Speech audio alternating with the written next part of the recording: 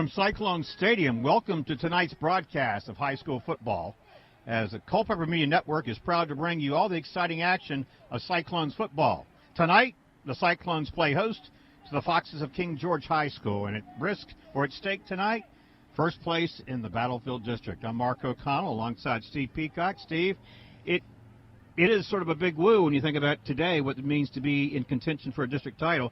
Both these teams, Eastern View and King George, are undefeated. First place in the district at stake tonight. Well, that market also has big implications on the shortened regional playoffs. Only 4 teams per region go. So, yeah, whoever wins tonight takes big control of their destiny here going out because they only have a 6-game season. And we're going to see 2 different teams out here where we used to always see in Eastern View throw the ball. That's going to be the complete opposite. You're going to see Eastern View trying to run the ball with King George trying to throw the ball with their good quarterback, Charlie Mutter. Charles Mutter is the quarterback from King George.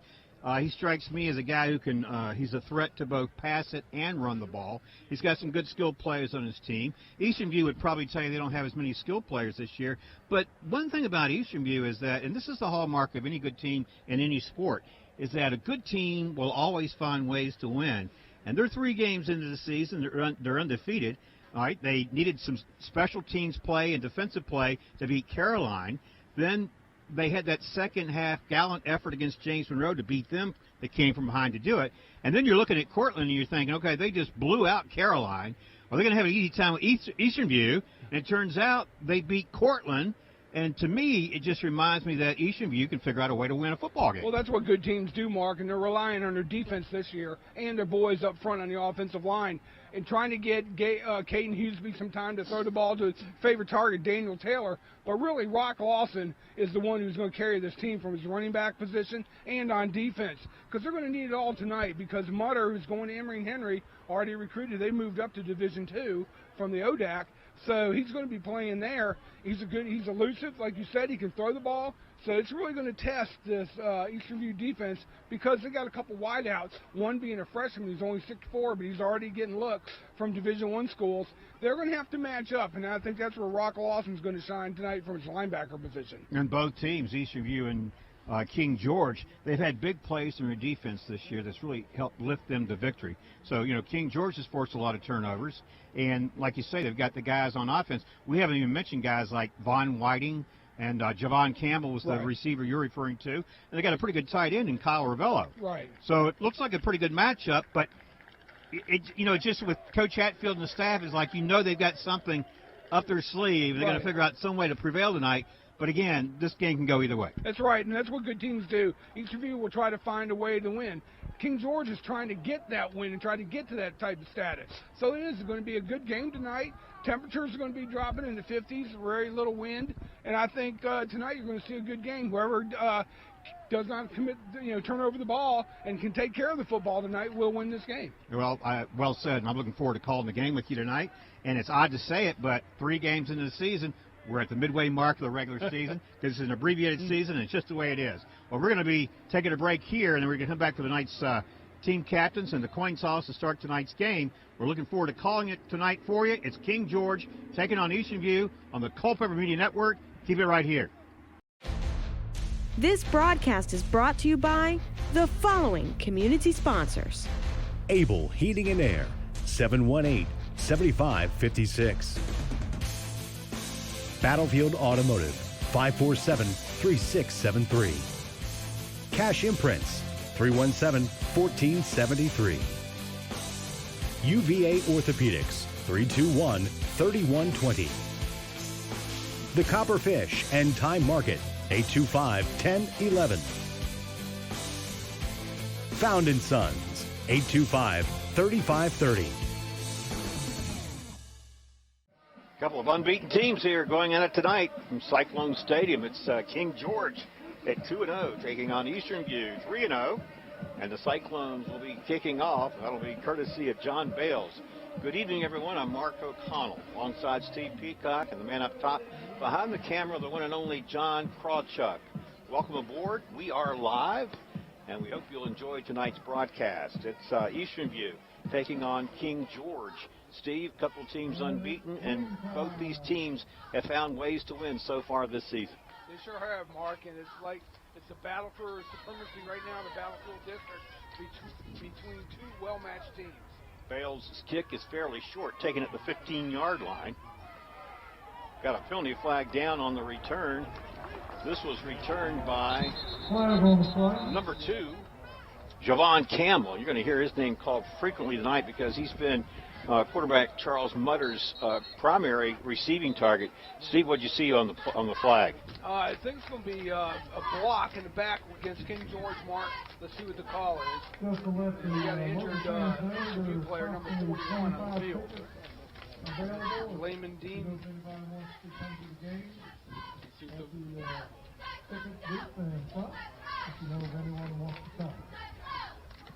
Already opening play, a flag, and an injured player. He appears to be okay, being attended to there. You mentioned Layman Dean, a junior special teams player. Well, you know, we're live this year, and our live sponsor is Able Heating and Air, answering any and all questions you may have about your HVAC system. There's peace of mind knowing they are able to keep your home comfortable. Able Heating and Air at 718-7556. Well, King George, after this penalty, Steve, they're going to operate on offense, and we'll check the spot here. Looks like they've marked at about the 12-yard line. So poor field position for King George. What do you expect offensively from them? Mark, you're going to see an air attack here with Charles Mutter. He transferred last year as a junior from Brook Point, and he's got a scholarship offer right now to Emory-Henry, and he's first play of the game. He's come out. Yeah, and he's throwing to Javon Campbell. You mentioned him. He's a Division I prospect. Campbell picks first down yardage. The middle move the sticks quickly for this King George team. You got to figure that Javon Campbell is going to be a primary receiving target tonight and throughout this season. He is, Mark, because he's got good hands and he's a reliable receiver for Mutter. What Eastern View's got to do tonight is they got to put pressure on the quarterback. That's how they're going to stop this attack. And Eastern View's defense has come up big for them so far through 3 games this season. Man in motion, they give it to him. And making the tackle in the backfield is number 5, Mikey Keene. And that's a tackle for a loss. And that'll make second down. Let's check the spot. It looked like he lost about 6 yards on the play. The line of scrimmage was the 30. Out to about the 24, so it is a 6-yard loss. Second down and 16 coming up for King George. Here, opening minute of this first quarter at Cyclone Stadium. We mentioned both teams unbeaten. The Foxes at 2-0, the Cyclones at 3-0. Here's Charles Mutter, the quarterback in the gun. Hands off. Bon Whiting, primary ball carrier. They stand him up, push him back. Nothing doing, nowhere to run there. And it's going to bring up second down and long. Mark, what Eastern View is doing now is they're shooting the gaps on the defensive line. Mikey Keene made a good play on the previous play, and again there, number 50 for Braden Walker came in and stopped Von Whiting at the running back. Now we're looking at third and long pass play. All Eastern View's got to do now is just keep the receiver in front of him. Don't let him get behind and pick up first down yardage. All right, it's 3rd and 16 for Charles Mutter, this quarterback. A little play action there. He throws it downfield. He's got a receiver. Open, it's Campbell. He's in Eastern View territory, and they're going to finally tackle him just shy of the 20-yard line. Daniel Taylor looks like made the tackle. Mark, that was a well-designed play there by King George. There's a rollout by Mutter and just showed his accuracy and his arm rolling to his right, throwing right, and picked up Campbell, who got behind the Eastern View secondary. And I said that's what they can't allow to happen, and they did on that play. Well said. 56 yards on the pass play from Mutter to Campbell. Big first down. That was on a 3rd and 16 play, and they have it now at the Eastern View 20-yard line. 9:55 to go here in the first quarter. Clock ticking. This is the opening drive, courtesy of King George. They started with poor field position from their own 12-yard line. And on a big 3rd and 16 play, they have moved it to the Eastern View 20. Mutter handing off. This is Von Whiting. Whiting follows his blocker, breaks a tackle, and he's into the end zone from 20 yards out. And it's touchdown King George. Steve, they draw first blood. That was a good-looking drive, but it was really set up by that long play on 3rd down because Eastern View had him at 3rd and 16. Right, Mark, they did. I mean, it only took them 5-6 plays to get in the end zone. That's not what they want to do. And Coach Hatfield has got to get together with his defense Now that King George is primarily, they're going to use that pass and use that basically run-pass option. And if there's nothing there in the running attack, Mutter's dangerous when he gets out there and open throws the football. But now, you said Eastern View down 6-0. All right, on for the point after. The place kicker, A.J. Dale. And his kick is up, no good, and that could loom large later in this game. You know how close both these teams have had some very close ball games this year. And that point after that was missed could be a big factor down the road. Well, Steve, this broadcast is brought to you in part by Found & Sons, which is more than a respected funeral home. They support youth at all levels so they can become tomorrow's leaders. That's Found & Sons at 825-3530. 6-0 our score in favor of King George. And Steve, as you pointed out, it was really only 5 plays for King George to engineer a scoring drive. They went 88 yards in 5 plays. But of those 88, 56 came on the pass play. Yeah, the secondary for Eastern View allowed them the receivers to get behind. They bit on the fake, and when Mutter was rolling out, and then all of a sudden, that puts you in a chase position, and the cornerback was out of position. And kudos to Mutter and to Campbell for a good pass and catch. So, A.J. Dale will miss the point after. Will now kick off, end over end. This one going back, going to be fielded inside the 10-yard line. This is number 8 on the return. And the wind is blowing, Steve. It's DeMayo Hunter.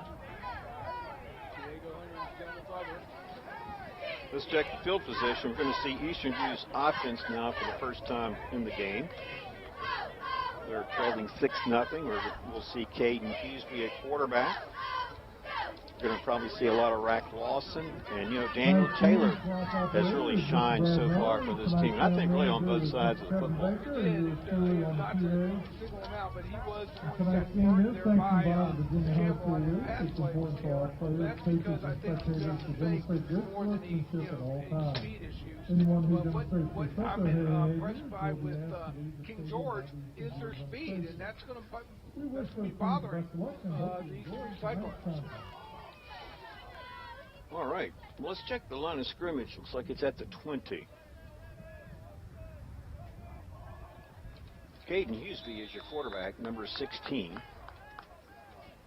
Rack Lawson, the ball carrier, got behind the blocker, breaks the tackle, and then Kyle Ravello and company bring him down after he crossed the 25-yard line. Pick up about 6 or 7 yards on a play. And Mark, this is where you got to lean on your offensive line. One of the strengths of your team this year. Put them on, have the offensive line, put their running backs on their back and just plow open holes. You get 5-6 yards on first down, you're going to be, controlling, move up down the field. That's what they need to do. Yeah, Rack Lawson picked up 7. It's 2nd and 3 here, 8:50 to go. First quarter action, 6-0 King George. Caden Hughesby, your quarterback. Rack Lawson on his right side there. Couple receivers split wide. Hughesby's going to throw. Got a receiver caught, and it'll be first down yardage. This is Daniel Taylor on the reception, and making the tackle for King George was number 17, Tommy Buckles. That'll move the sticks. King George, their defense is not as good as their offense, and you need to exploit that. They're not very big up front on that defensive front for King George.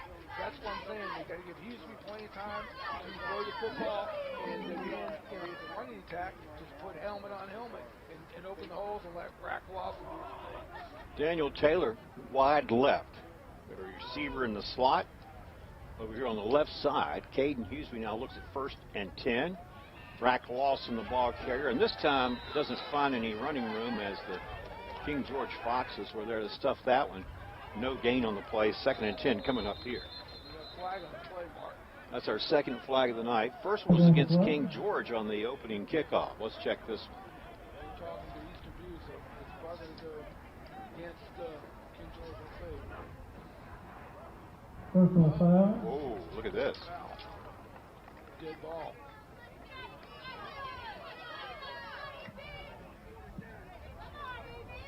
Not, and I don't know the nature of the personal foul. I think he might have said some unpleasantry things to the ref, I think, Mark. It's a dead ball in sports life. And they push it all the way back to the 15-yard line. Line of scrimmage was the 30. And that's what they cannot do. They got to cut down on mistakes. Penalties and mistakes will kill your football team. They have to get to the King George 40 for a first down. I'll make that the Eastern View 40, rather. Don't forget to stop by the concession. So it's first down and 25 from the 15-yard line. So a big penalty there against the Cyclones.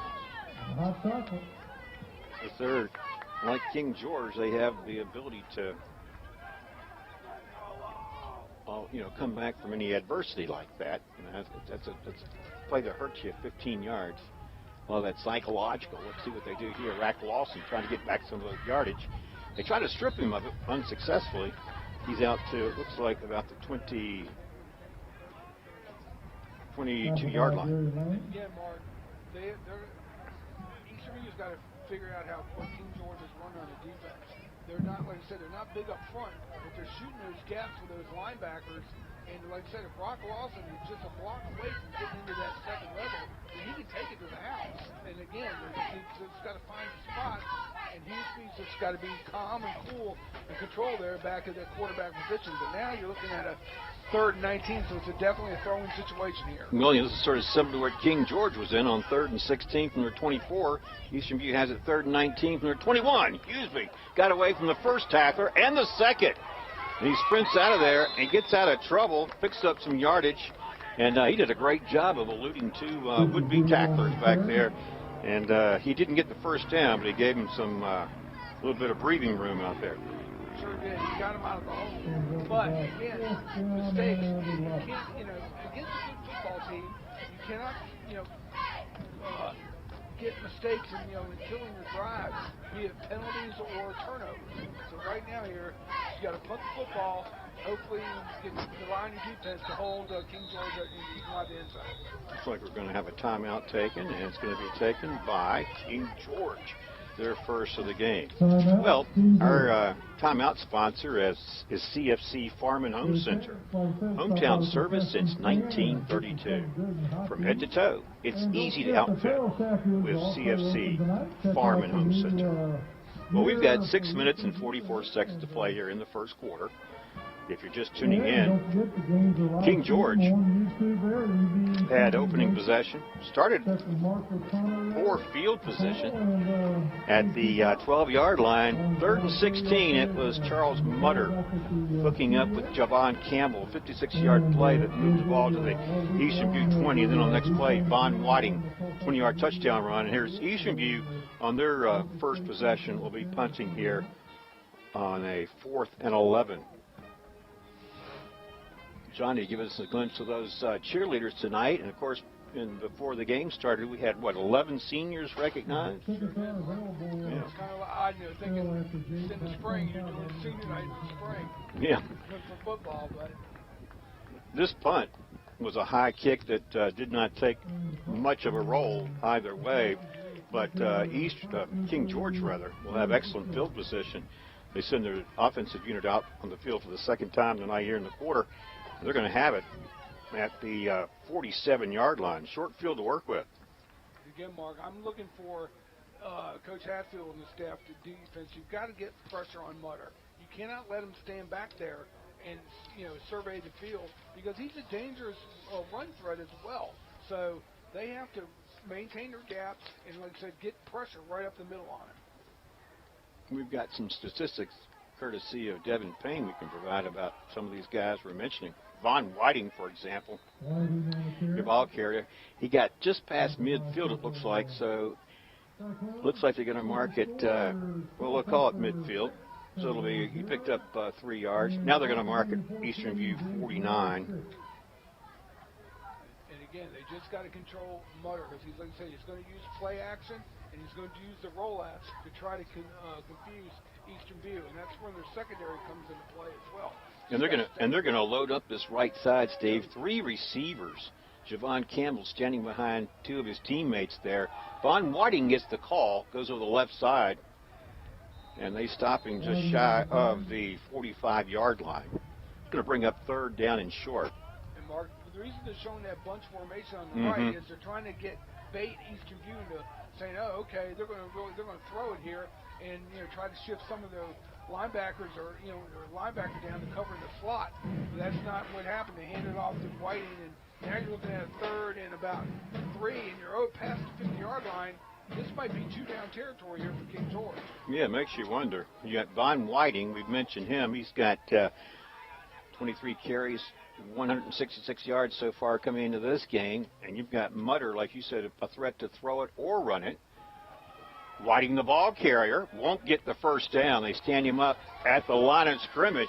Now you got a decision to make because you said this could be 4-down territory. Is whether King George trusts its defense, to if they don't get it here, they're going to 4th down. Do they trust it? It looks like they're going to go for it, Mark, and trying to quicken up Eastern View. Yeah, they're going to line up quickly and see if they can draw them offside. I would imagine Charles Mutter, you can tell, trying to draw the Eastern View defense offside. Let's see. Clock running, 4:40 to play, first quarter. Let's see what Mutter draws up here. They do go for it. Got a receiver and a reception for a first down. It is number 14, Chris Cox. So if you're King George, you like what you just saw there, Steve, with that little head fake by Mutter and then the short pass? Yeah, it's like a dump pass almost. It's pretty accurate. You're going to hit 95% of those. All the receiver does is just go across the line by a couple yards, just sort of turns around, like sits down. Quarterback just throws it right to him. 1st and 10. Foxes now from the Cyclone 41-yard line. Here comes Whiting. Can't get away from Mikey Keene. That's his 2nd tackle tonight for loss. He's really making his presence known out there for Eastern View, Steve. You're right, Mark. He's quick in that linebacker for the outside linebacker spot. And he's a big player, strong, and he can really has a good motor, and he proved it right there. And now, puts King George in the 2nd and long. But again, this is where Mutter likes to operate in because he's got those good receivers, and that's testing our secondary. Ball the Eastern View 48. Lost 7 yards. 2nd and 17. 3:35 to play. First quarter, 6-0 in favor of the Foxes. Here's Mutter now on 2nd and 17. He's going to throw downfield. Javon Campbell, the ball. The receiver, he's got one once more. Daniel Taylor in coverage, but that was a nice throw and a nice catch by Campbell. And Mark, I think they're going to have to rotate some safety help to help Taylor out there on those one-on-ones because Mutter is very smart, and when you recognize that Campbell's got a one-on-one situation, he's going to him every time. So you might want to drop back a safety and cover that deep run, that deep route, rather. Interesting that King George backing up. Is there a penalty out there? Penalty must be. I don't see the flag, though. Yeah. Well, they've got the ball all over. You look at his reception. It's holding against Eastern View. And it would have been declined.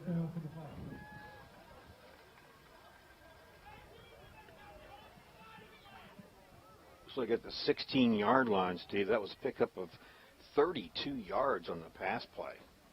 1st and 10, Foxes. Eastern View 16. It's 6-0 King George. And 3:22 to play here in the first quarter. 2 big pass plays from Charles Mutter to Javon Campbell. Von Whiting, the running back beside him. Mutter back to pass. Receiver falls down. This one incomplete. And looking for the penalty play or flag there was Chris Cox. And the officials say no. 2nd and 10 now. Coming up for King George.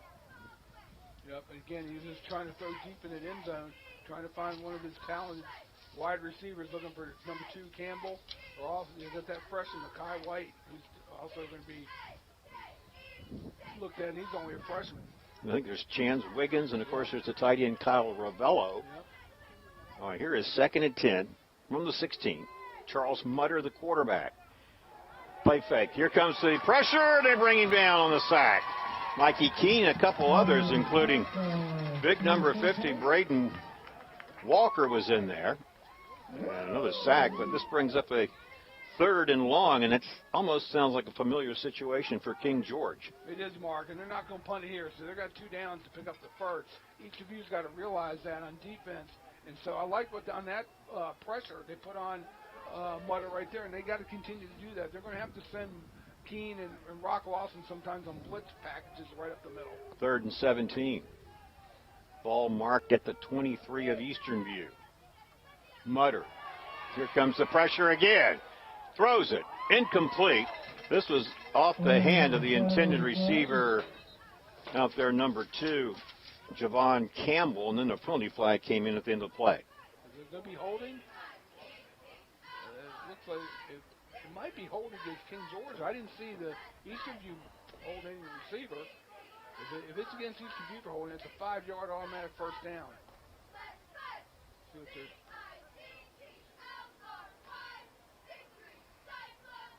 Waiting for the call from the official in the white hat. Sorting it all out. Yeah, still are. Here it comes. Wow. Outsetting penalties. All set, so that's going to be what, 3rd and 17 or 4th? Actually, 4th and 17, yeah. What do you do here if you're King George? Ball at the 23-yard line. Well, you're going to go for it, obviously. And now if I were Eastern View, keep everything in front of you. You know, don't let those receivers get behind you, especially on those rollouts, because he'll throw it to the corner in the end zone and want one of the receivers to go up there and grab it. James Wiggins, that freshman, everyone's talking number 9. Right. He's out there. He's a big kid, 6'4". If you look for him, he's over here isolated on the one-on-one against Taylor, looks like. Well, if you're Mutter, you got to hope the protection holds up. He steps up. Now he throws it. Incomplete. Intended for, I believe, did you pick up his number? He's running out of the ballpark there. He's going to pick up the ball. That was Javon Campbell. Well, they're looking for their main guy. Incomplete. So Eastern View's defense, Steve, holds. Now we'll turn the ball over to their Cyclone offensive teammates. And that's a big confidence booster for the defense of Eastern View. They know now, hey, what Mutter can do, and they can stop him. He doesn't have a lot of run speed, so, you know, what you can do to put pressure on him is you just go up the middle, send some blitz packages, and hope to disrupt him and don't give him time to throw the ball. Yeah, that's right. And I think Eastern View's defense is, you know, they put some pressure on him. So if you're Mutter, you got to hope that your protection holds up a little better, because if it does, he's going to have some really good plays. Eastern View keeps the pressure on him. They can keep this where they want it to be. I agree. I think we've got a timeout on the field, or maybe it's an official timeout. Let's check. Timeout looks like maybe it might be an equipment issue. We'll see. If it is, we'll tell you this broadcast is brought to you in part by Battlefield Automotive, featuring Toyota, Chevrolet, and Ford. Battlefield Automotive, a keystone of service and a cornerstone of our community. 547-3673. Eastern View back on offense. 2:19 to play first quarter. They trail 6-0. They'll start this drive from their own 23. Quick strike near side. Got a receiver, stiff arms one defender. That's Josh Logan. Is that the biggest play from scrimmage so far for Eastern View's offense tonight, Steve? I think it is, Mark. And they've got to, again, they've got to like pick their spots. And, you know, don't put Houston in situations where he's got to have to do it by himself. Put him in, get him to use the run game and that short passing game, and to move on march methodically down the field. And that way you won't be, and just don't let King George get you on a blitz. 13 yards on the pickup. First down, Caden Huseby. Hands off, Rack Lawson. He was looking for some running room. Making a nice tackle out there for King George was Xavier Harrison, number 24. And, Mark, if you look at King George's defensive line, like they're running a 3-4 scheme. They're not big. 52, right in there. I mean, he's not a big kid, and neither is 51. So the offensive lineman's got to just kind of, drive and lock up on him and push him down the field. They can get big yardage for Lawson to operate in. Minute 35, clock ticking first quarter. Caden Huseby and the Cyclones have it 2nd down and 7 now from the 39. Here's a quick throw to Josh Logan. Logan looks like he'll get across the 40, 42-yard line, depending on the spot here. And that was a flanker screen, Mark, what that was, but King George had that pretty much snuffed out right from the get-go. They kind of knew where it's going, and they just flooded the area with more King George defenders than Eastern View had blockers. Yeah, so he only picked up a couple of yards, and it brings up a 3rd down, I believe, and 8. And we got, illegal procedure against the Cyclones. Didn't even see the flag, Mark. I wonder why we're not seeing the officials. Yeah, I didn't see the flag either. But if that's the case, it's not going to be third down. It'll be second down and 11. Again, not bad. I mean, King George has got, is their defense looks like they can be taken advantage of. As Eastern View's just got to find a way how to capitalize on that.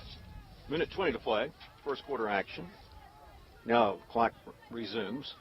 Josh Logan checks in. Daniel Taylor going to be your receiver lining up top of your screen.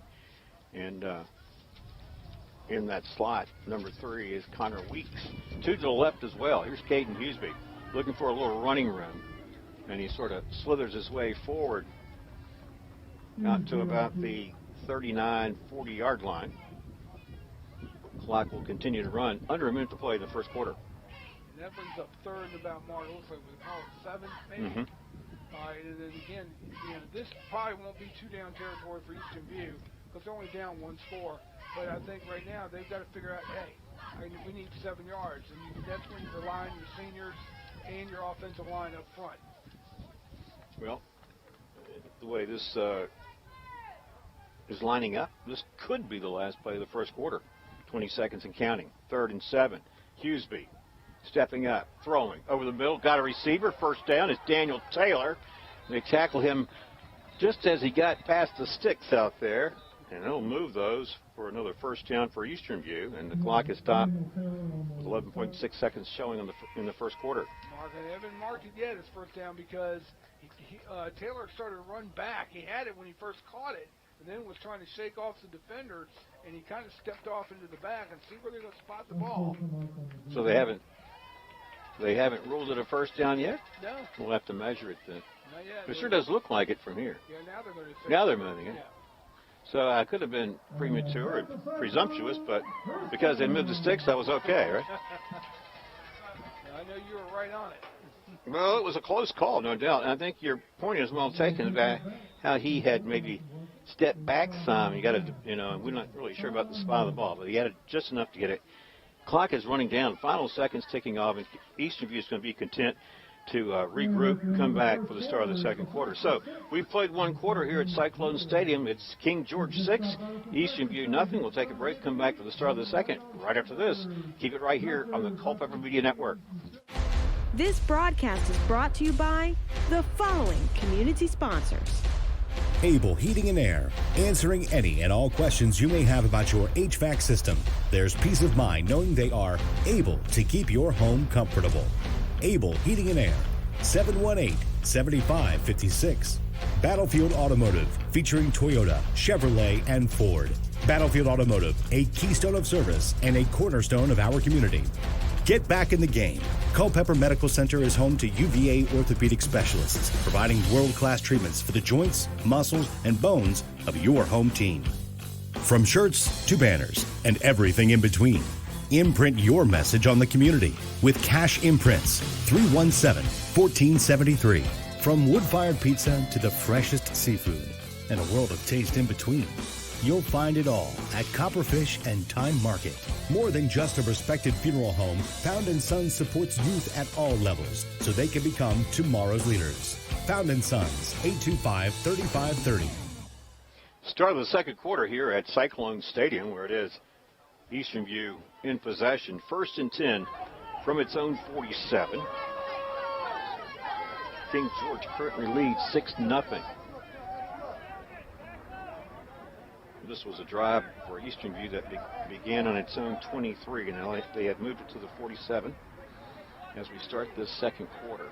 Steve, what are your thoughts about that first quarter? What did you think from both teams' perspective? Well, from Eastern View, you're thanking your lucky stars that, hey, you're only down 7-0. King George is sitting there figuring out that, hey, we can move the football via the pass, but I think now Eastern View is realizing what's going on and what King George is trying to do, and they've settled down a little bit. Now it's you're going to start really seeing better football played by the Cyclones. They just got to keep mixing it up, Mark, on offense. Don't become too predictable and take advantage of the size up front. Mm-hmm.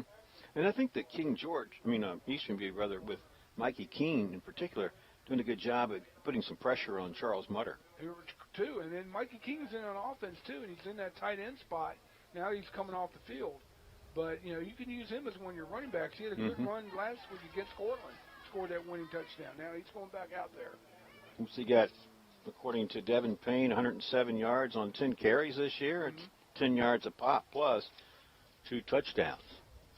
We mentioned Rack Lawson, 374 rushing yards on 84 carries coming in tonight's game. I want to say thanks to Devin Payne for providing those statistics for us. Rushing leaders, passing leaders, receiving leaders for both these teams. And something has been going on with the official and Coach Hatfield. In the first quarter, now it's got a run 7 on Tulsa. Well, it's just hard to know. Yeah, they pointed at something to come up, asking Mark Settle. Yeah, all right, as they get rolling here, 1st and 10 at 47. Rack Lawson, ball carrier, open field. Running room, breaking a tackle, spinning his way down.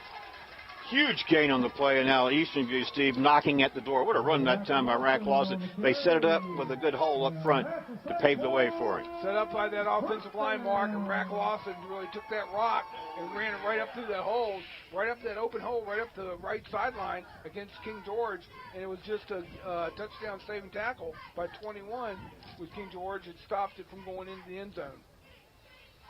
46 yards on the run by Rack Lawson. And now we would say that Eastern View technically now is in that red zone, which is 20 yards or less when you're in the opponent's side of the field. They have it at the 18. 1st and 10 now, Eastern View. Caden Huseby, running backs on both sides. Huseby going to hand it off straight ahead. This looks like this is Mikey Keene. You talked about him running the football. But, you know, you're looking at that offensive line led by Elijah Hoskin, Nate Newton, Braden Walker, and company up front, and they're just doing a heck of a job right now opening the holes for the running attack for Eastern View. Josh Logan checks into the game. 2nd down and 7. Number 60, Lance Dean also up there in that front, offensive front for the Cyclones. Rack Lawson comes to the sideline. That could be an equipment issue, I believe. Checking in with the play there, Logan Ashwell, number 11. So we got 2nd and 7, Mark. Ball's on the 15. Get another good running. Just keep running at them because that's going to be their strength this year. And like I said, use that offensive line to open the holes. Mikey Keene in the backfield alongside Caden Huseby. Caden Huseby going to keep it. He's going to slip and fall. And in pursuit there for King George. Number 22, Landon Caldwell. And that play didn't look good from the get-go, Mark. Let me tell you why. It's because he wanted to play action it with Mikey King. Mikey King ran a little bit too fast and got away from him. And then Huseby had to roll out to his right. By that time, there was penetration by King George to bring him down. Back, lost 4 yards. Back to the 19. It's 3rd and 11. Well, Mikey Keene is in there. Caden Huseby, the quarterback. They're going to send 2 receivers to the left. You got a receiver at the bottom of your screen. They're going to throw out there to Daniel Taylor. He's going to be tackled immediately by King George's Zach Ferguson. And that'll bring up 4th down and about 3. I'm sorry, 4th down and about 12. And Mark, what Huseby's got to quit doing, though, is looking at the receiver the whole time. Because that's what allowed King George to get up there on Taylor. He was just locked in. And he also had a wide receiver on the right. Asheville was wide open on the right side. He's got to be able to go through his projection, 1, 2, 3, but he's got to do it quicker. He's got to recognize it more. But again, just don't lock in always on one receiver because teams will watch film and they'll see your tendencies and they'll make you snuff it out. Well, and you're talking about locking in. That probably aided Zach Ferguson in knowing that that was going to Taylor and that he could close in, not worry about being faked out. Right, you're right. And so he did tackle him immediately. We got a timeout on the field as it's 9:06 to play. Eastern View looks at 4th and 12 from the King George 20, so it'll be decision time. Well, our timeout sponsor this year is CFC Farm and Home Center, hometown service since 1932. from head to toe, it's easy to outfit with CFC Farm and Home Center. Well, Steve, welcome back to another broadcast tonight, and I know that it's always exciting to see our games. You know, we saw James Monroe and King George play, and since then, James Monroe and Eastern View, rather, and since then, Eastern View defeated Cortland 3-0. And then our next game, we'll get a chance to look at Culpeper. We'll get the chance to do the Blue Devils and see what they've got a young quarterback, In the freshman. third quarter, They've got through some growing pains. 28. And again, they've been moved up to Division 4 status. So it's going to be, and that's a 4C region over there. You know, next year Culpeper comes back to the battlefield. Thank goodness VHSL saw the errors in the way and got Culpeper out of the Northwestern district in that region, you know, the 4C region up there. And because Scottsfield, Culpeper better compete down here at 4B. But again, on that previous play for that, what caught Huseby was in Taylor, he was locked in on Taylor the whole time. And it really took a long time for that ball to get there. If he's going to throw it out there in that short, he's got to put some zip on it. All right, so Steve, after the timeout, Eastern View comes back on the field facing a 4th and 12 from the King George 20-yard line. Let's see what they've drawn up here. Huseby going to run with it. Now he's going to throw on the run. This one's going to be incomplete. Trying to make the diving catch was Connor Weeks. So this is sort of reminiscent of how King George's last drive stalled. On a 4th down, you go for it and don't get it. You turn the ball over. So both defenses coming up for their teams here. It keeps it a close game at 6-0. It sure does, Mark. But again, Husey's got to recognize he's wanting to do his right. He's a right-handed thrower, but you can't. You've got to. It's hard to run and throw and then beat with any accuracy that way without planting your foot. And again, he's just got to learn, as he will as the season goes on, that you just got to be accurate and zip it in there. So King George, leading 6-0, takes over, back on offense, and it'll start this drive at its own 20.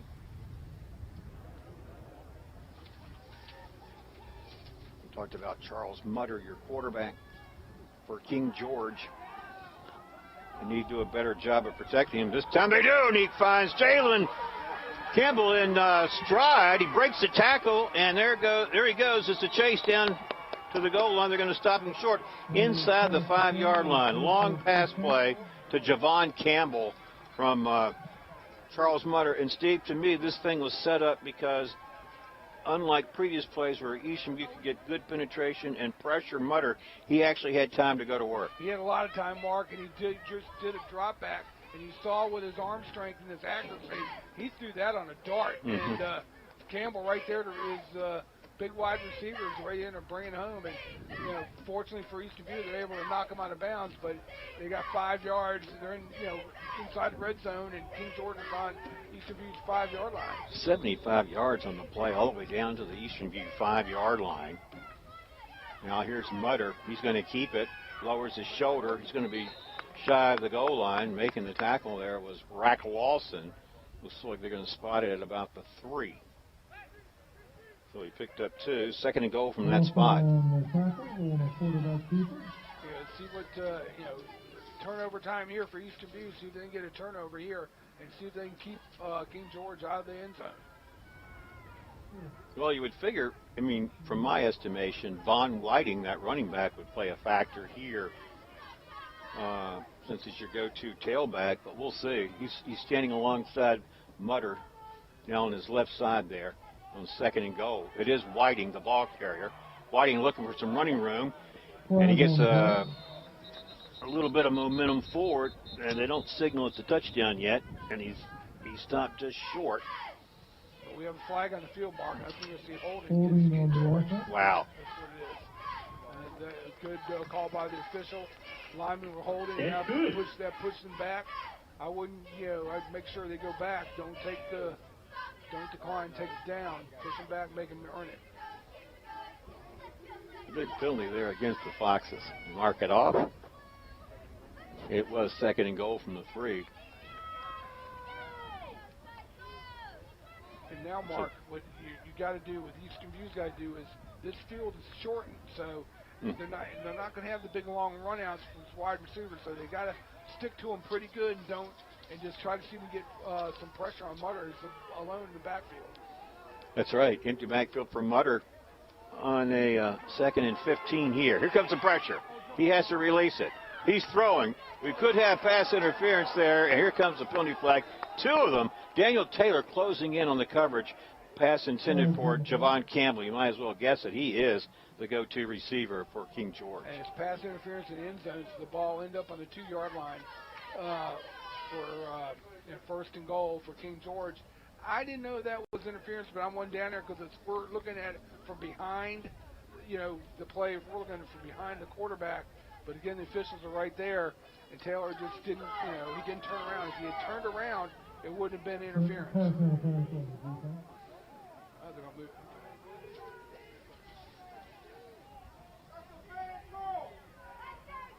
Let's check the spot, Steve. You thought it would be closer, didn't you? Yeah, I did. It's not. They just gave him 10 yards from line of scrimmage, so that's good ball.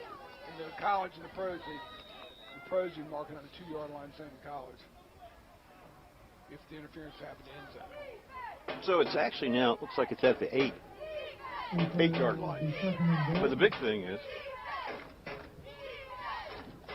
they get the penalty, and here is Mutter running, finding his way in the end zone. Touchdown, King George, 12-0, Foxes, 7:28 to play, 2nd quarter action. Hey, Mark, that was too easy. That was right there. Mutter just saw something in that alignment with Eastern View, and he was able just to take it and go right off tackle and run right up the middle and basically untouched into the end zone. Well, we talked about him being a dual threat. He can pass and run the ball. I mean, this year, he came into today's game with 30 carries, 93 yards, and a TD. So he took matters into his own hands there a moment ago. 8-yard run, 12-0. Here's the kick, point after.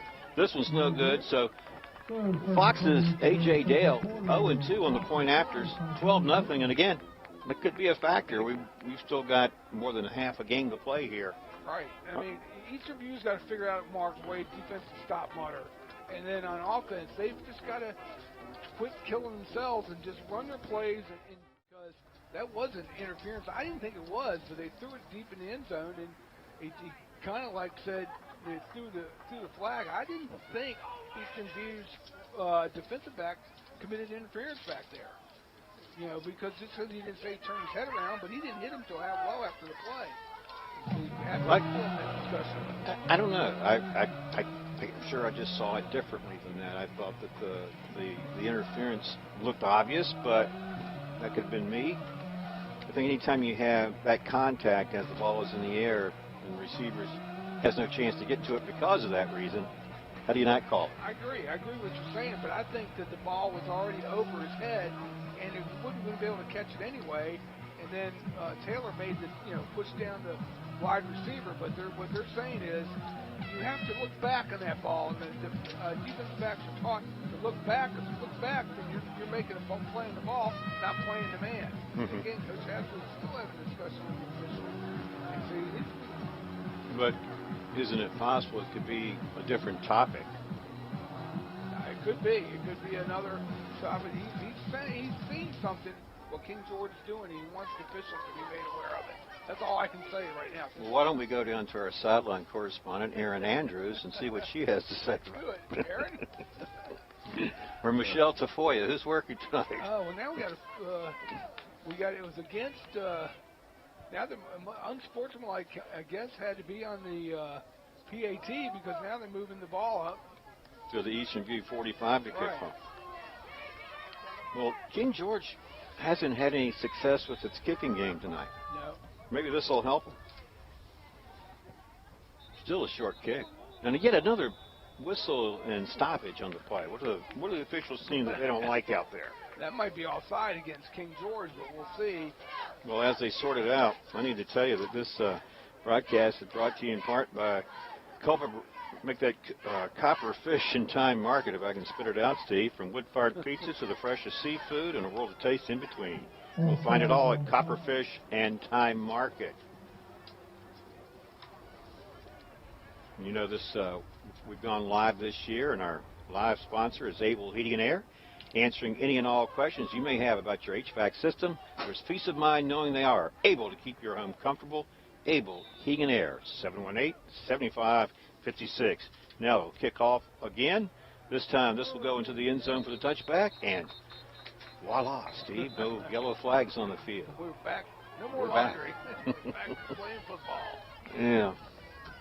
So how's it feel to be back here in March to call a football game, knowing we're at the midway point in the season and the team's only played 3 games? It's different, Mark. I mean, I'll be honest with you. It is different. It is what it is. It's COVID-19. And you know what? I heard a great analogy on watching the basketball games this afternoon is that COVID is undefeated. Think about it. I mean, we all have got to change our ways, and now with the variants out there, it's hard. And the kids are trying to do their best, and the schools are trying to do their best for the kids. It's just a tough year, and hopefully getting football back in the fall, it'll help when kids are back in school. So. You said undefeated, at undisputed world champion. All right, back on offense, go the Cyclones. This is like Rack Lawson, the ball carrier straight ahead. Got a couple. Kyle Ravello in on the tackle for King George. And I think this is what they got to do, Mark. Use your running backs and use your running to set up the pass. Instead of using the pass to set up the run, use the run with Lawson and Keene and pound on that small defensive line for King George and those linebackers. 2nd down and 7. Just under 7 minutes to play here in the second quarter. Penalty flag comes in as a receiver is pushed out of bounds. That was Daniel Taylor, I believe it was. Well, a penalty flag is being flown the last few minutes, don't you think? I'm wondering what this one is. It's against King George? Looks like it is. Let's see what the call is. Because illegal procedure. Illegal procedure against Eastern View. Cost him 5. You know what that was? One of the receivers went in motion and didn't hesitate and just took off running when he rounded the corner. If you're going in motion, and you're getting ready to turn, that ball's better be snapped. If it's not snapped, you're going to be guilty of illegal procedure every time. Mm-hmm. And the other thing with being a shortened season, it's only district games, so you don't have your full slates. You're already being in district play from the get-go this spring season. And again, in the fall, when it comes up, you might play non-conference to get your team acclimated before they start district play. And there were no scrimmages this year, so it's the whole. Everyone's learning on the run right now, and that's exactly what Coach Hatfield and his staff are doing. Say, hey, we haven't had much film to look at, and we just got to go and play football and just be fundamentally sound. And right now, King George is a more fundamentally sound football team. Well, and Steve, Eastern View faces a big 3rd down situation here. 3rd and 11 from their 19. They need to get some breathing room, if not a first down here. Caden Hughesby, hand off. They're going to get it. This is Mikey Keene, the ball carrier, bulling his way forward. Positive yards. They picked up the first down, and a little despair there. And he got across the 35-yard line. Out to the 37.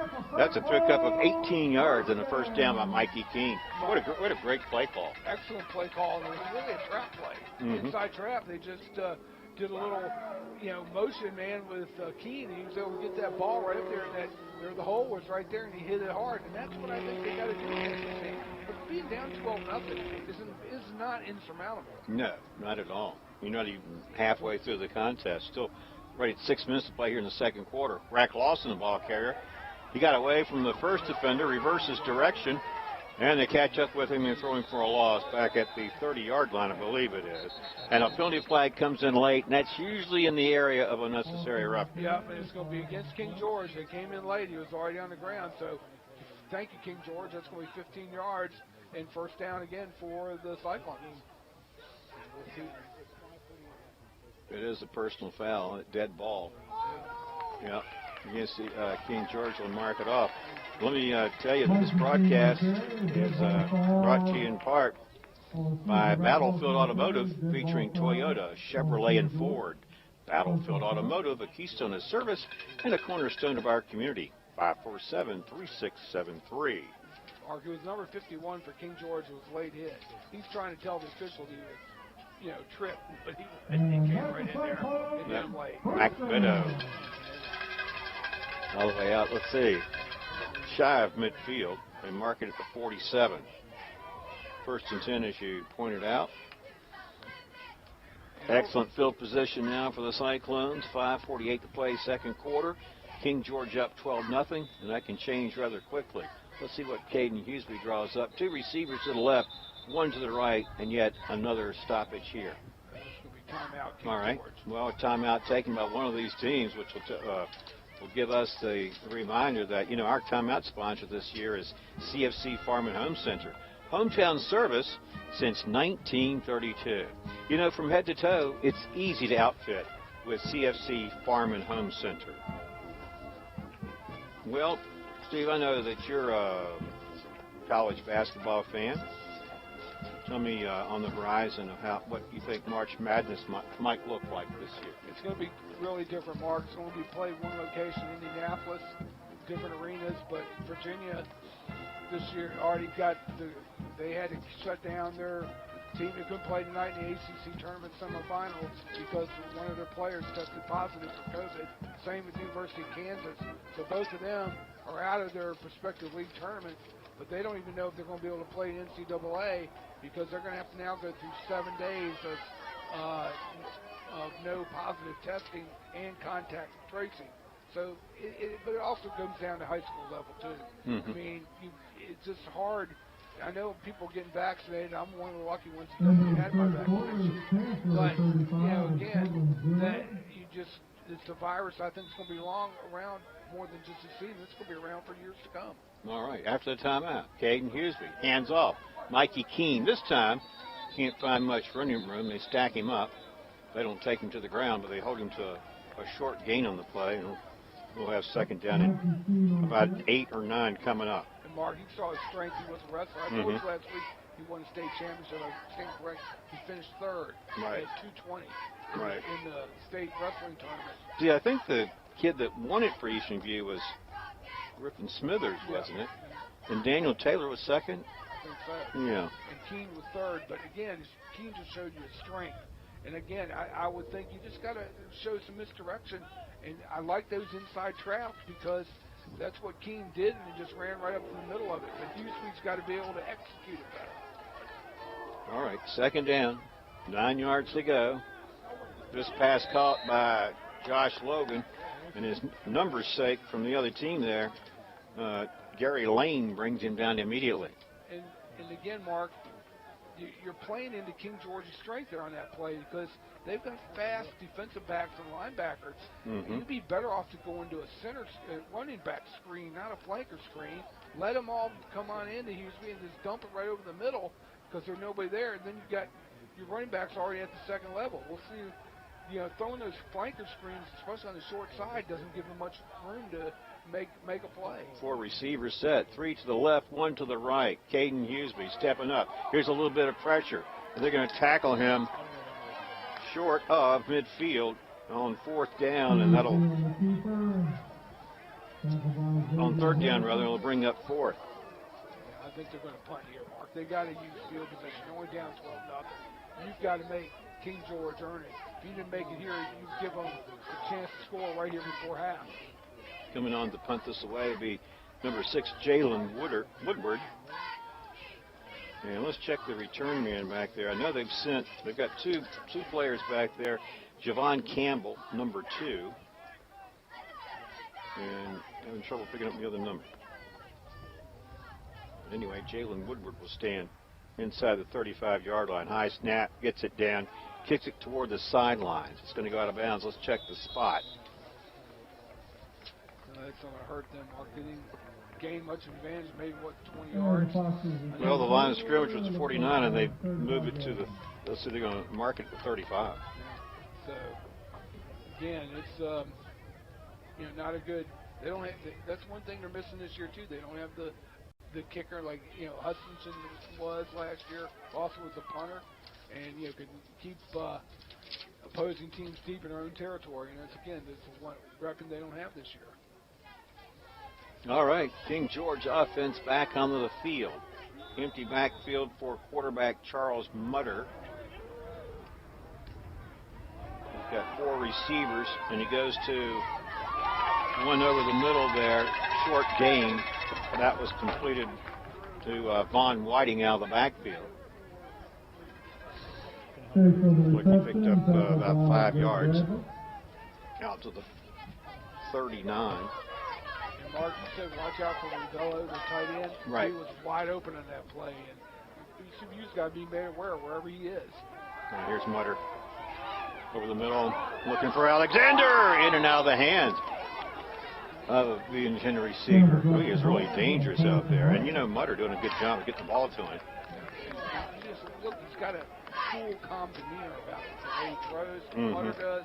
He's not forcing it. He's not antsy. And it almost torched Eastern View again. Yeah, but again, it was a drop by the wide receiver, King George. I don't know if the defender may have gotten a hand on it or something. Maybe just enough for him to lose, just enough concentration not to see that ball in. We got movement up front. Eastern View gets back. They don't throw a penalty flag. King George wanted one. No call. Mutter on 3rd down and 6. Got a receiver out there, caught for a first down. It's Javon Campbell. Wow, surprise, surprise with that, right? You're right, it's a safety blanket. Yeah, moves the sticks. 3:45 to play.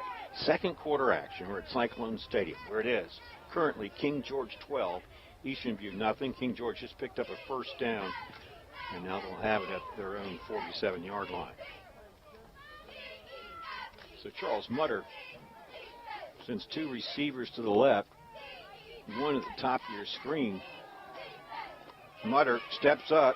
Here comes the pressure. They're going to tackle him for a loss about a yard of the play. And this is what we were talking about, Steve. Whenever the Cyclones get some pressure on him, good things happen for the Eastern View defense. They do, Mark, and they're able to, halt that King George attack, and that's what they got to do. They've got to put pressure on him, make him feel uncomfortable in that pocket. And again, you got to watch out for their go-to receivers. That Wiggins, who's number 9, Chance Wiggins, he's 6'4". You got Rodello, number 20, a tight end. And you got number 14, Chris Cox, and number 2, Campbell. They got a good receiving core in their athletes. They do, but it seems like it's Campbell getting all the work here tonight. Vaughn Whiting get a little work running the ball. Tries to get to the edge. Stiff arms the tackler. That was Daniel Taylor. And but short of a first down. It'll be 3rd down coming up. Let's check the spot. Yeah, nominal gain on the play. Good. So Daniel Taylor doing a good job of forcing him out of bounds. They mark it right at midfield. There it is, 3rd down and 7. Caleb Quinn, number 63, got good penetration on that and was able to almost get Whiting for a loss. So Charles Mutter now has 3rd and 7. Looking for Whiting out of the backfield. He led him, and now they bring a penalty flag in. Will this work against the defense? It sort of looks that way. It's going to be pass interference against Eastern View. And the Eastern View saying the ball wasn't catchable, but he was being held. Again, the Eastern View defensive back was late and was reaching out there with his arm and knocking it down. Again, that's going to be interference, first down for King George here. And I think, Mark, King George wants to score here before this half ends. Eastern View's got to buckle up right now and hopefully keep the Foxes out of the end zone before half and don't give them any momentum going in at halftime. Yeah, and with that penalty, the officials has marked it down here at the 30-yard line of Eastern View. So good field position now for King George. He said 30, meant 35. 2:51 to play, second quarter. Charles Mutter is the quarterback. He's going to throw. And this is going to be dropped, and it looks like by, was this Javon Alexander? No, number 9. Well, they finally went to a different receiver. There's Chance Wiggins. Yep. You talked about him earlier.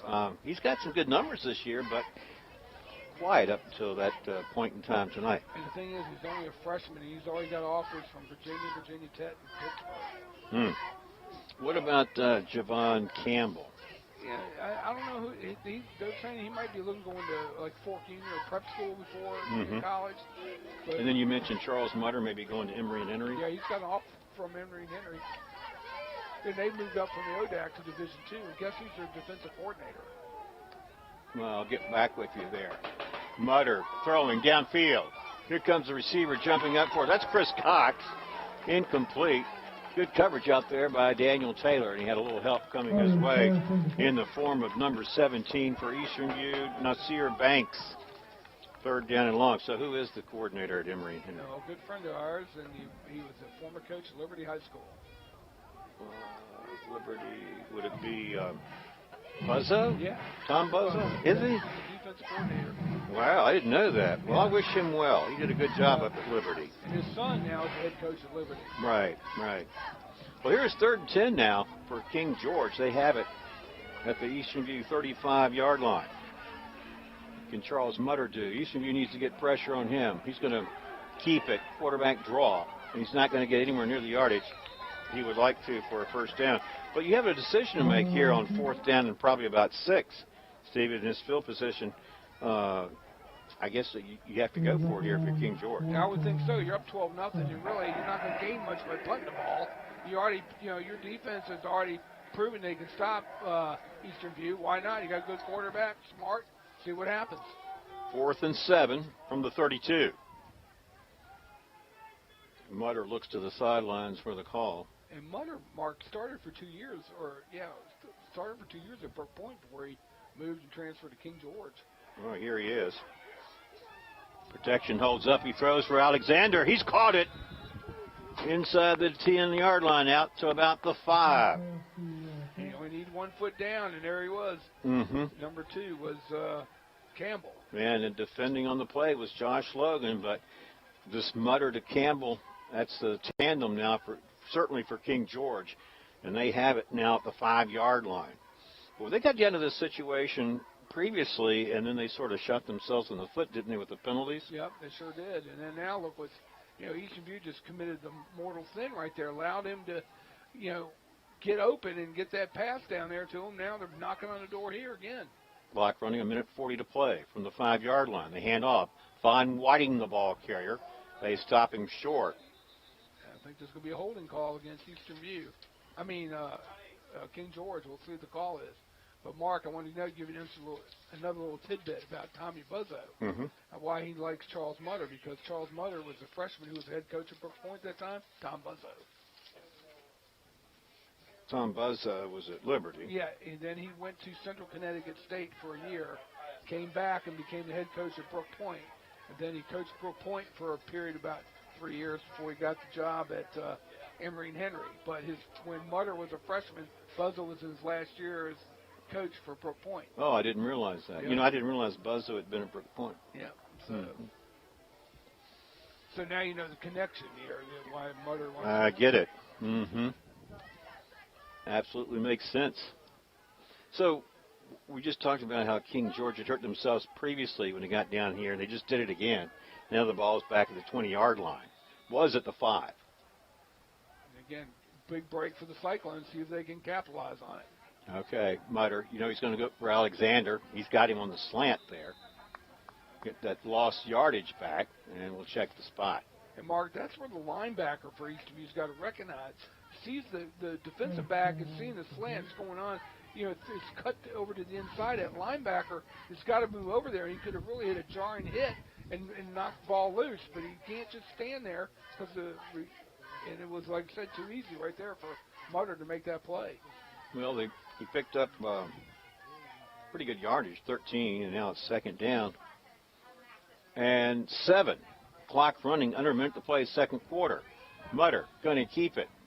Going to be hauled down by Elijah Hoskins shy of the goal line. And this is up now for King George to manage the clock. I think they've got, 2 timeouts? They got 2 timeouts, and it brings up 3rd and goal. They don't seem to be acting like there's anything urgent here. We've got plenty of time if they have a couple of timeouts. We're down to 25 seconds. Here's 3rd down. Mutter going to keep it. Trying to get in there, and they stop him. Yeah, you know, King George is going to use his timeout. Well, we think. Yeah, where's the flag there? Hoskins just got knocked down by a King George player after the whistle blew. Well, presumably King George has called a timeout. Yeah. And it's going to be 4th down. And let's check where they're going to mark this one. I think it's at the 3. So this would be huge if Eastern View can stop them here. Yeah, they got to stop here, Mark, because they, went into the 17 seconds from the end of the second quarter. They got to dial up here something, get pressure on. Don't let Mutter back there, survey the field and throw it. Now you watch, you got better, Campbell's been his go-to guy, but again, they have not used Rovello at all in the passing attack. He's a big tight end, 6'4" himself. And I look for either him or Wiggins, maybe just a little out route across or drag route across the end zone. Mutter just going to throw it up and let one of your big, tall receivers jump up and get it. Well, we mentioned we're live this year, and our live sponsor is Able Heating and Air, answering any and all questions you may have about your HVAC system. There's peace of mind knowing they are able to keep your home comfortable. Able Heating and Air at 718-7556. So we talk about 17.2 seconds showing on the scoreboard clock here in the second quarter.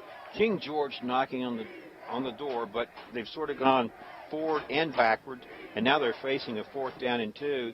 So they're going to line up to go for it, and you have to. I don't think a field goal attempt would be very successful. They haven't had any success with their point afters. And if Eastern View stops them here, this is going to be a huge psychological win, I think, for the Eastern View defense. Kyle Ravello, the man in motion, and a whistle. And now Eastern View calls a timeout. And you know why, Mark? Because they had good timeout by Coach Hatfield.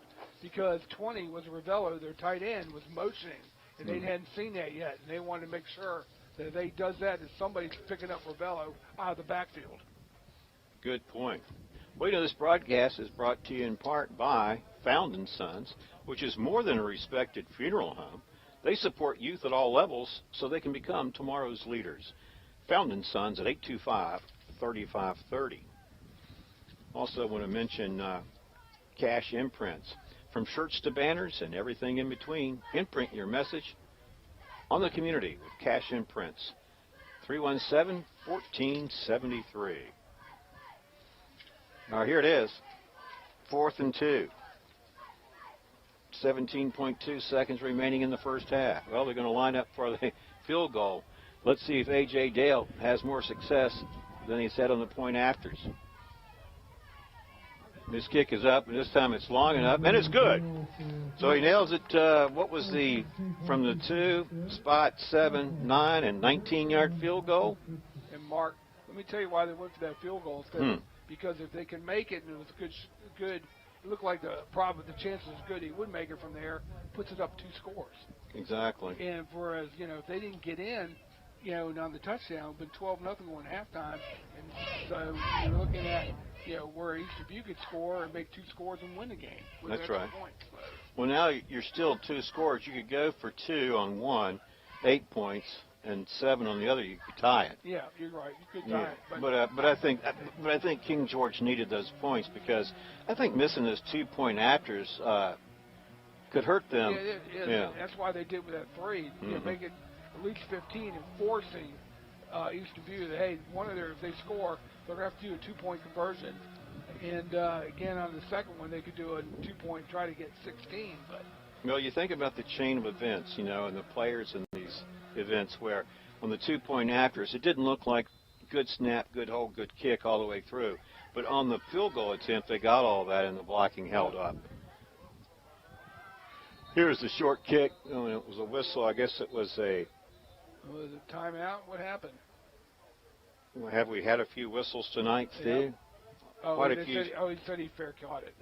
That's what I was thinking, yeah. Didn't see it, but for them to stop it like they did when he was running, it almost had it. All right, so Eastern View now has 15.6 seconds to go. What do they do here? Keep it conservative or? Yeah, you don't want to commit a turnover here and, give King George a chance to score right before half. I think they need to run on the ground, give it to Keene or Lawson, get good blocking up front, go in at halftime, you're only down 12-0, and just thank you so much. It could have been a lot worse. And here's the adjustments we're going to make at halftime and come out and play well the second half. They've been a second-half team all season.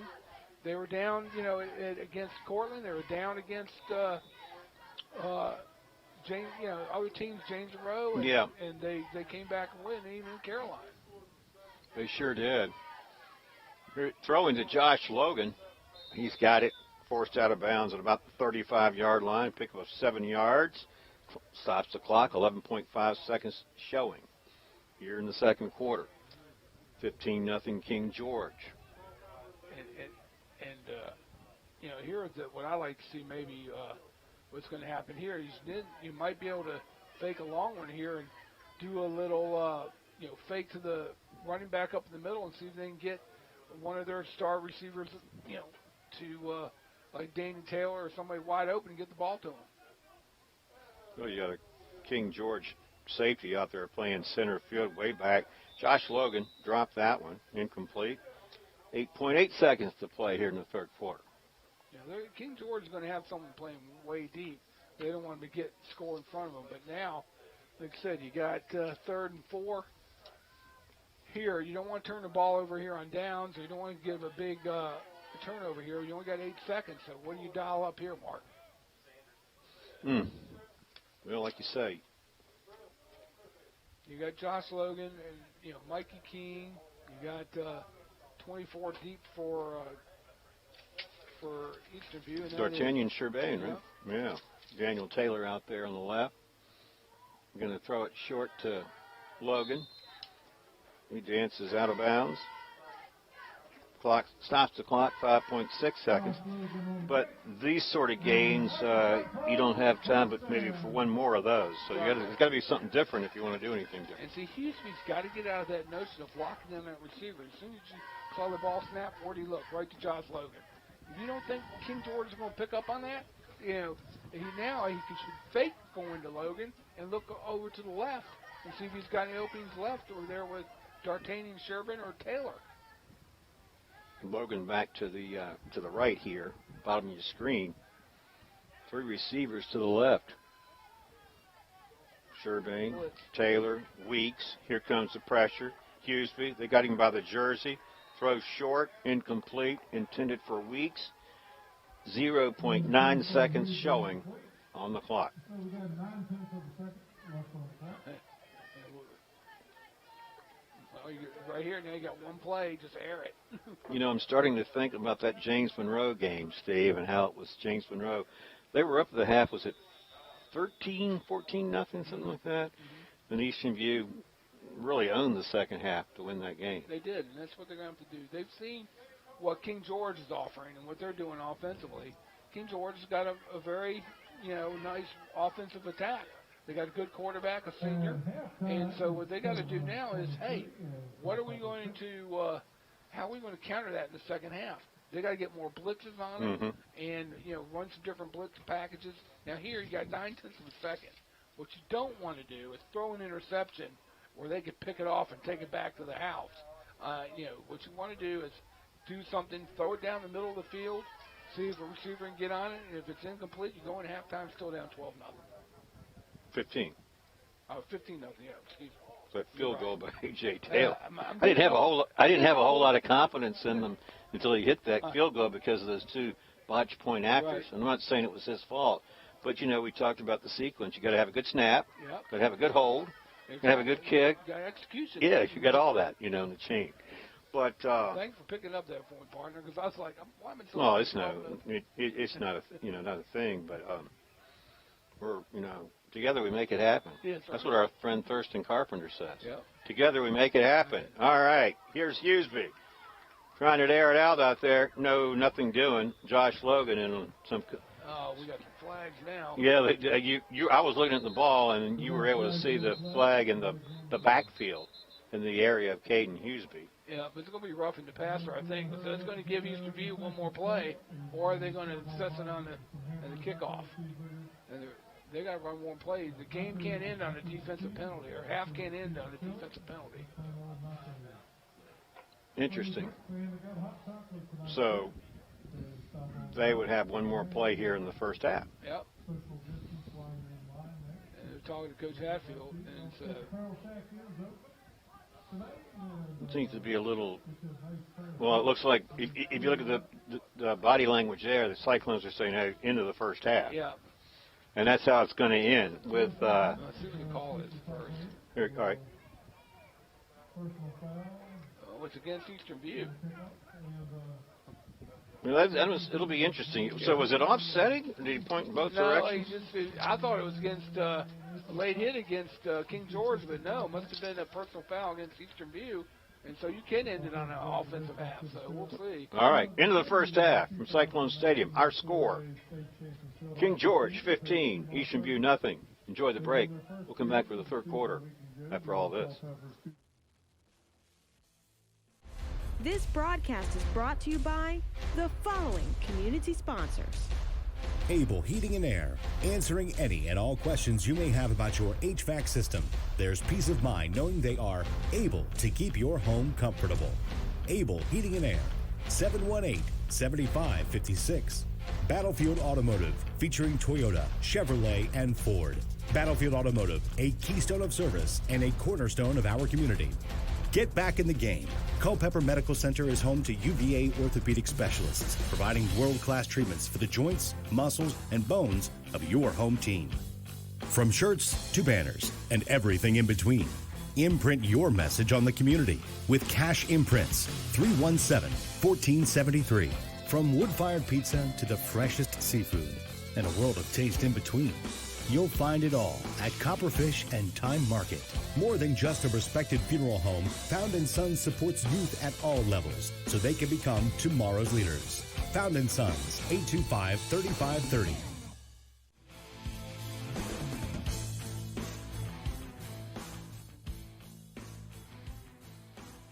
Welcome back to our broadcast. It's halftime here at Cyclone Stadium, and it's King George 15, Eastern View nothing. And the Foxes now coming onto the field. I'm Mark O'Connell alongside Steve Peacock and Johnny Krawchuk, our man behind the camera. Back in the studio, Nicole Wooten at the Culpeper Media Network, making it all happen. We'll see 15-0. It sounds a little bit like deja vu when you think about the James Monroe game and how Eastern View was down in the half. We hadn't scored, came back and owned the second half. Can they do so here, and if so, how would they possibly get that done? What do you see happening? Well, they got to contain Eastern View's offense and not let them, get big plays, shut down their passing attack. So, Mark, I think you'll see the defense take a little more chances in here in the second half to try to turn the ball over, and get their offense on the field. And basically, just don't let King George and Mutter back to the quarterback pick our secondary apart. They got to get pressure on them. That's the only way I see they can do it in order to come back. And when they did get pressure on Mutter, good things happened. We saw Mikey Keene in the backfield a few times getting to Mutter. But when Mutter has time, you start looking down the field for a receiver by the name of Javon Campbell. And he had a few catches in the first half, and a couple of those were really big. Well, when we opened, Eastern View kicked off. King George had terrible field position from the 12-yard line. Eastern View's defense had them 3rd and 16. They had that big 56-yard play from Mutter to Campbell, and Whiting a 20-yard run. And there were some other opportunities for King George, but they really didn't get them. And even late in the second quarter, when it looked like they had another chance for a third touchdown, they were held to a field goal, and it's 15-0. We talked we've talked in the past many times about how Coach Hatfield and the staff make good halftime adjustments. What do you see that Eastern View might do differently coming into the second half? I think what we see differently, Mark, is you're going to have to rely on your running attack and your offensive line to get long, sustained drives. The best defense is keeping George's offense off the field. Right? You do that with ball control. And they're going to have, he's going to have to really start playing, more, looking at as receivers, kind of like try to spread it around. But basically, if I were Coach Hatfield's staff, I'd be in there talking to your offensive line and your running back and say, hey, look, we got to grind this out. We're bigger than them up front. They're fast in the secondary, and they've got a fast offense. So what do? You play against fast players and run right at them. Just start pounding and make sure you take care of the football. And then mix in a couple short passes here and there. So I think that's what Eastern View's got to do.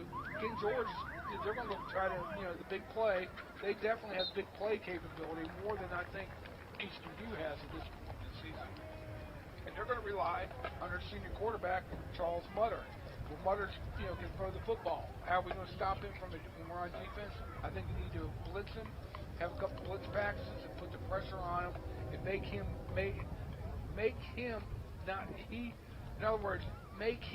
not be the sole playmaker for King George. Make other people who try to make plays, and that way take Mutter out of the equation. And if you're Eastern View and you're talking about pounding the football, they had a couple of really good running backs, especially designed for that purpose. Rack Lawson and Mikey Keene. I mean, a couple of guys that can really pound the ball. So with that, you sort of grind it out and maybe hopefully mix in an occasional pass. But if you're King George, you know that Daniel Taylor's the primary receiver, and they're certainly keying on him. Oh yeah, they are definitely, and that's why Caden Hughes got to quit looking in him all the time. He's got to look at Josh Logan and look at other receivers in order to keep them honest and keep them off Daniel Taylor. Well, as we start this third quarter, King George will be kicking off, and that'll mean A.J. Dale. And I don't want to give the kid a hard time. I think I mentioned he had missed 2 extra points, but he did hit that, was it 19-yard field goal to give 3 points and make it 15-0 rather than 12, which is how that first half ended. And so he'll tee it up here, and with that penalty, Steve, remember how the first half ended on a penalty? It was against Eastern View, and obviously they've assessed it against them on this kickoff because Andrew Dale is going to be kicking off from the Eastern View 45-yard line. Here is his kick, and we're underway here in the second half. End over end, into the end zone. Hits the post.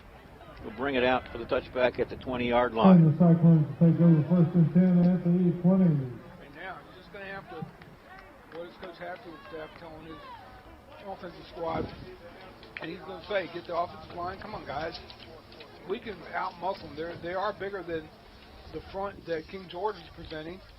And try to make some plays and just hold your blocks. And this broadcast is brought to you in part by Copperfish and Time Market. From wood-fired pizza to the freshest seafood and a world of taste in between, you will find it all at Copperfish and Time Market. Here comes that Eastern View offense onto the field. Caden Hughesby has Mikey Keene and Rack Lawson on either flank. They go to Keene on first down. They stack him up near the line of scrimmage.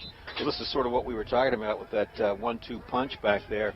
Is this maybe Eastern View has the same thing in mind? We want to work these ball carriers. Yeah, they do, Mark. And it was, look at the front that King George is playing. They have 3 men, but there's nobody over the center. Was on that play, and again, but what King George does good on defensively, they close down those holes quickly, and they were loading up on one side trying to blitz our quarterback, but now all of a sudden, so now we're in that was little or no gain, 2nd down 10.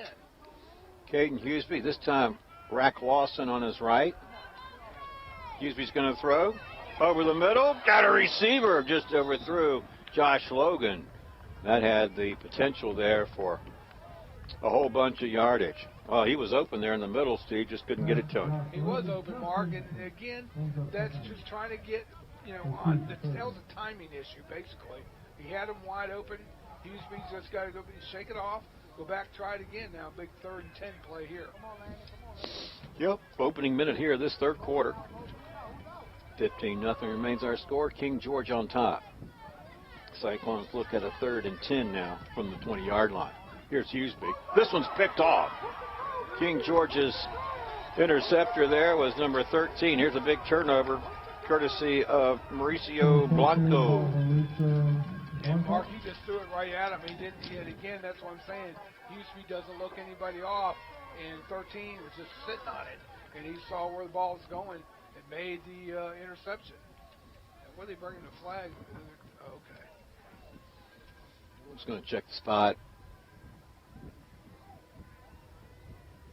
Look at the 17-yard line. Yeah. That was the thing that they did, and that's what Coach Hatfield did not want to happen.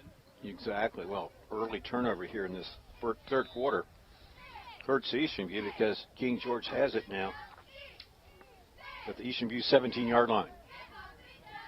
Charles Mutter going back to work. Got a receiver. It's Chris Cox.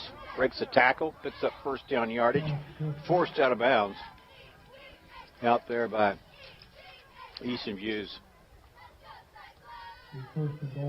defensive back. Yeah, I couldn't see who was the defender on the play, but now it looks like the ball's inside the 5 and on the red zone. First and it's going to be second and goal. Steve, I think Mikey Keene ran that one down and forced him out of bounds. That probably shouldn't surprise us as much as he hustles out there. Right. Got it down at the 4-yard line. First and goal from the 4. So Muster this time, or Mutter rather. Von Whiting on his right, man in motion is Cox. Mutter, here comes some pressure. There's a penalty flag. He got away from the first defender.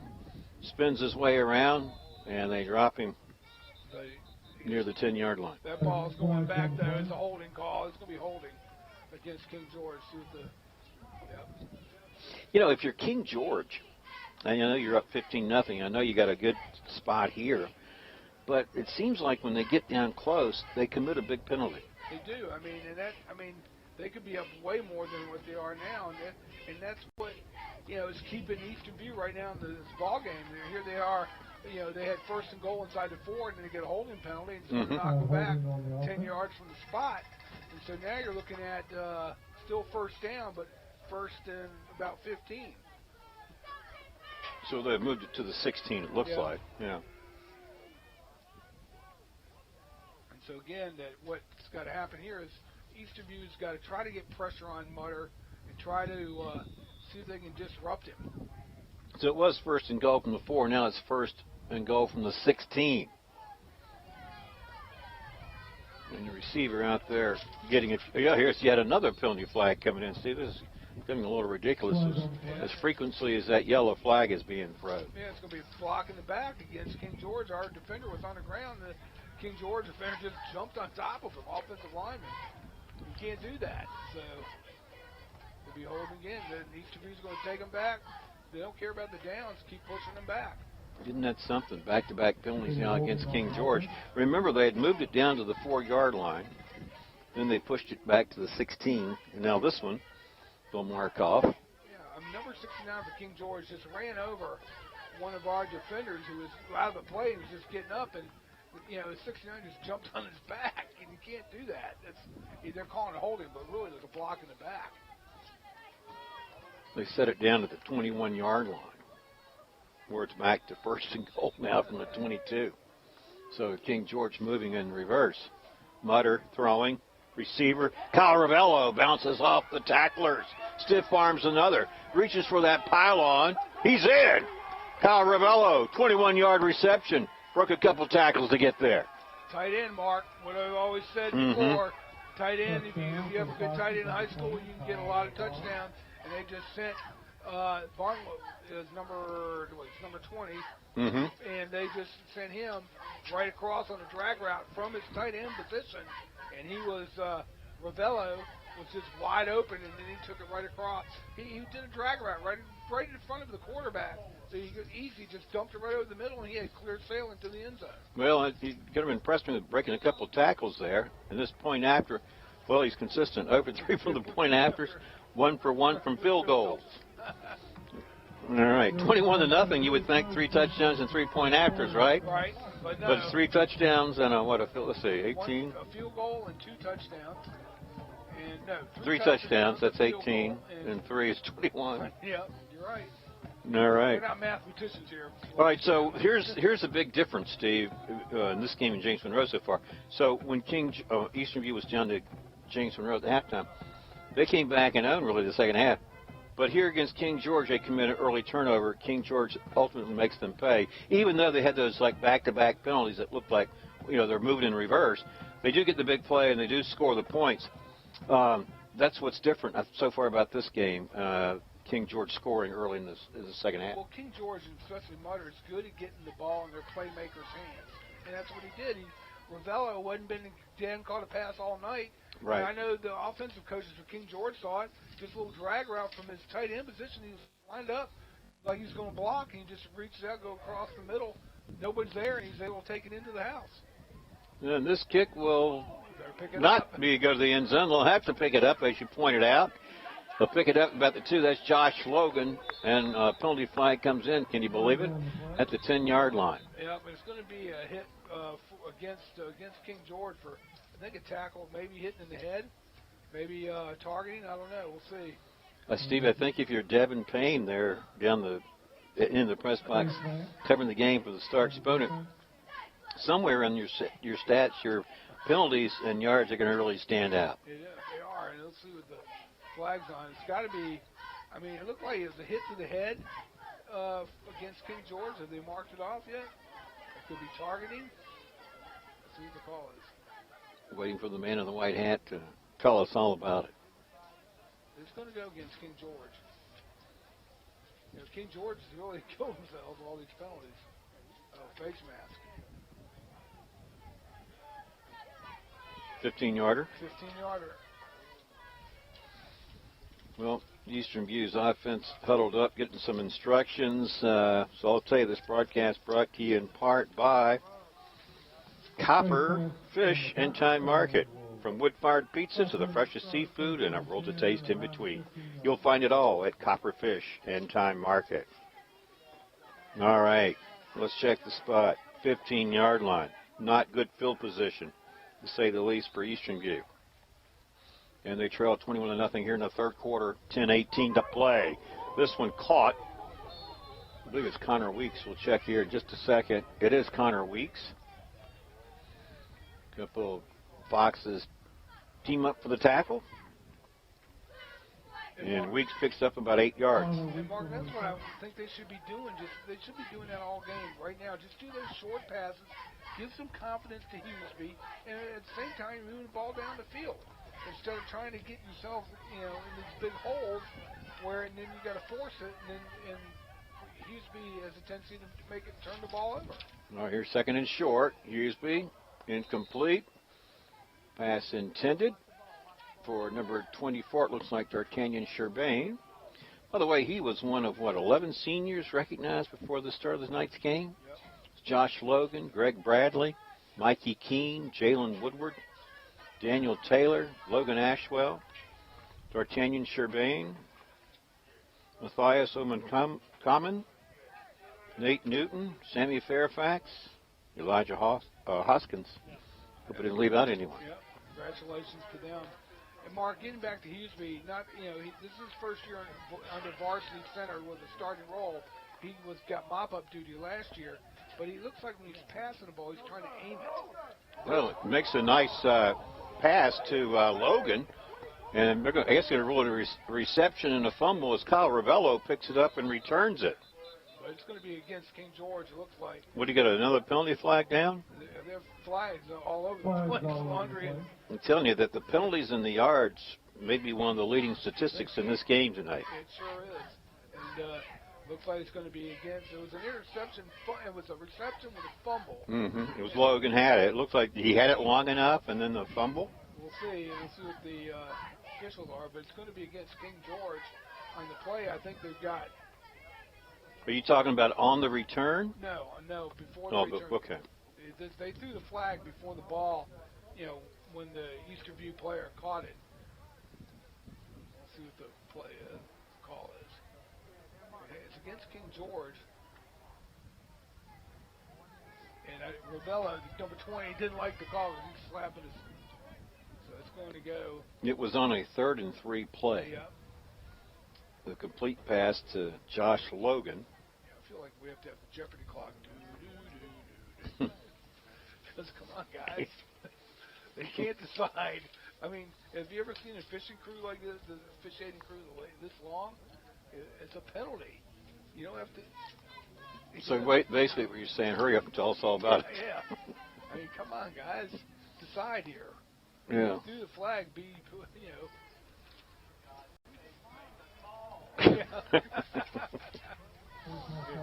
Oh, it's gonna be, some of the, I had to laugh because of some of the commentary. It was in our hearing range.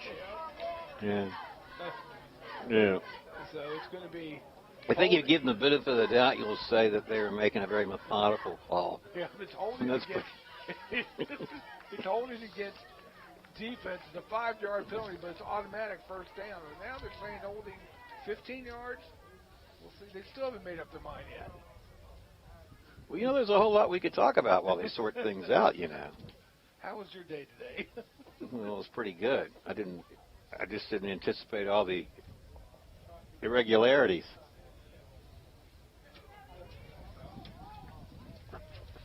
You got time to go to another spot, Steve? Yeah, here it comes. Dave Richards said it was a hit to the personal foul, side-to-side helmet on the other side. That's what it was. Well, that's not what leaves me curious. What leaves me curious is why does it take so long to sort it out? Well, was that guy targeting and sent off? No, they said side-to-side hit in the helmet, and that's why it generated the personal foul. All right. Well, after all that, the ball is at the 38-yard line, and it's 1st and 10 Cyclones. 9:29 to play.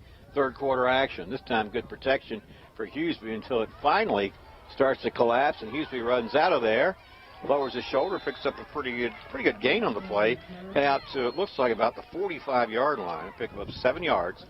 2nd and 3 coming up. It showed some athletic ability right there. On Hughesby, he took it and ran and picked up the most positive yardage he's done all game. Well, they're not going to give him as generous a spot as I thought. They'll mark it the 44 at 6 yards on the pickup. It's 2nd and 4, 9:18 to play. Third quarter action, and King George on top, 21-0. It was 15-0 at the half. And Mark, what it does is gives confidence to Hughesby that, hey, and his teammates start to show confidence in him. If he can just, stay cool, calm, and collected back there. Right. And this is Mikey Keene makes a move.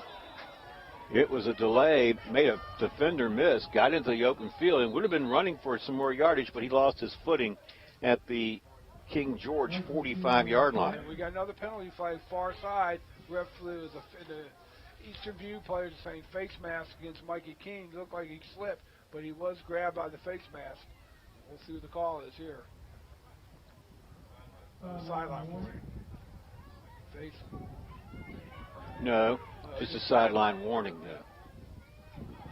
Well, now they're marking it up. Yeah, the face mask. Well, this is 5 yards. 5 yards incidental, but it's also a sideline warning, 5-yard face mask penalty. Well, I think if you're King George, you're not going to want to read about the penalties and the penalty yards tomorrow morning. We only got 9:08, showing in the third quarter, but we feel like we've been playing the third quarter for 10 minutes. Exactly. Some of the, and I don't mean to criticize the officials, but to be able to make a call, it's not very decisive. Yeah.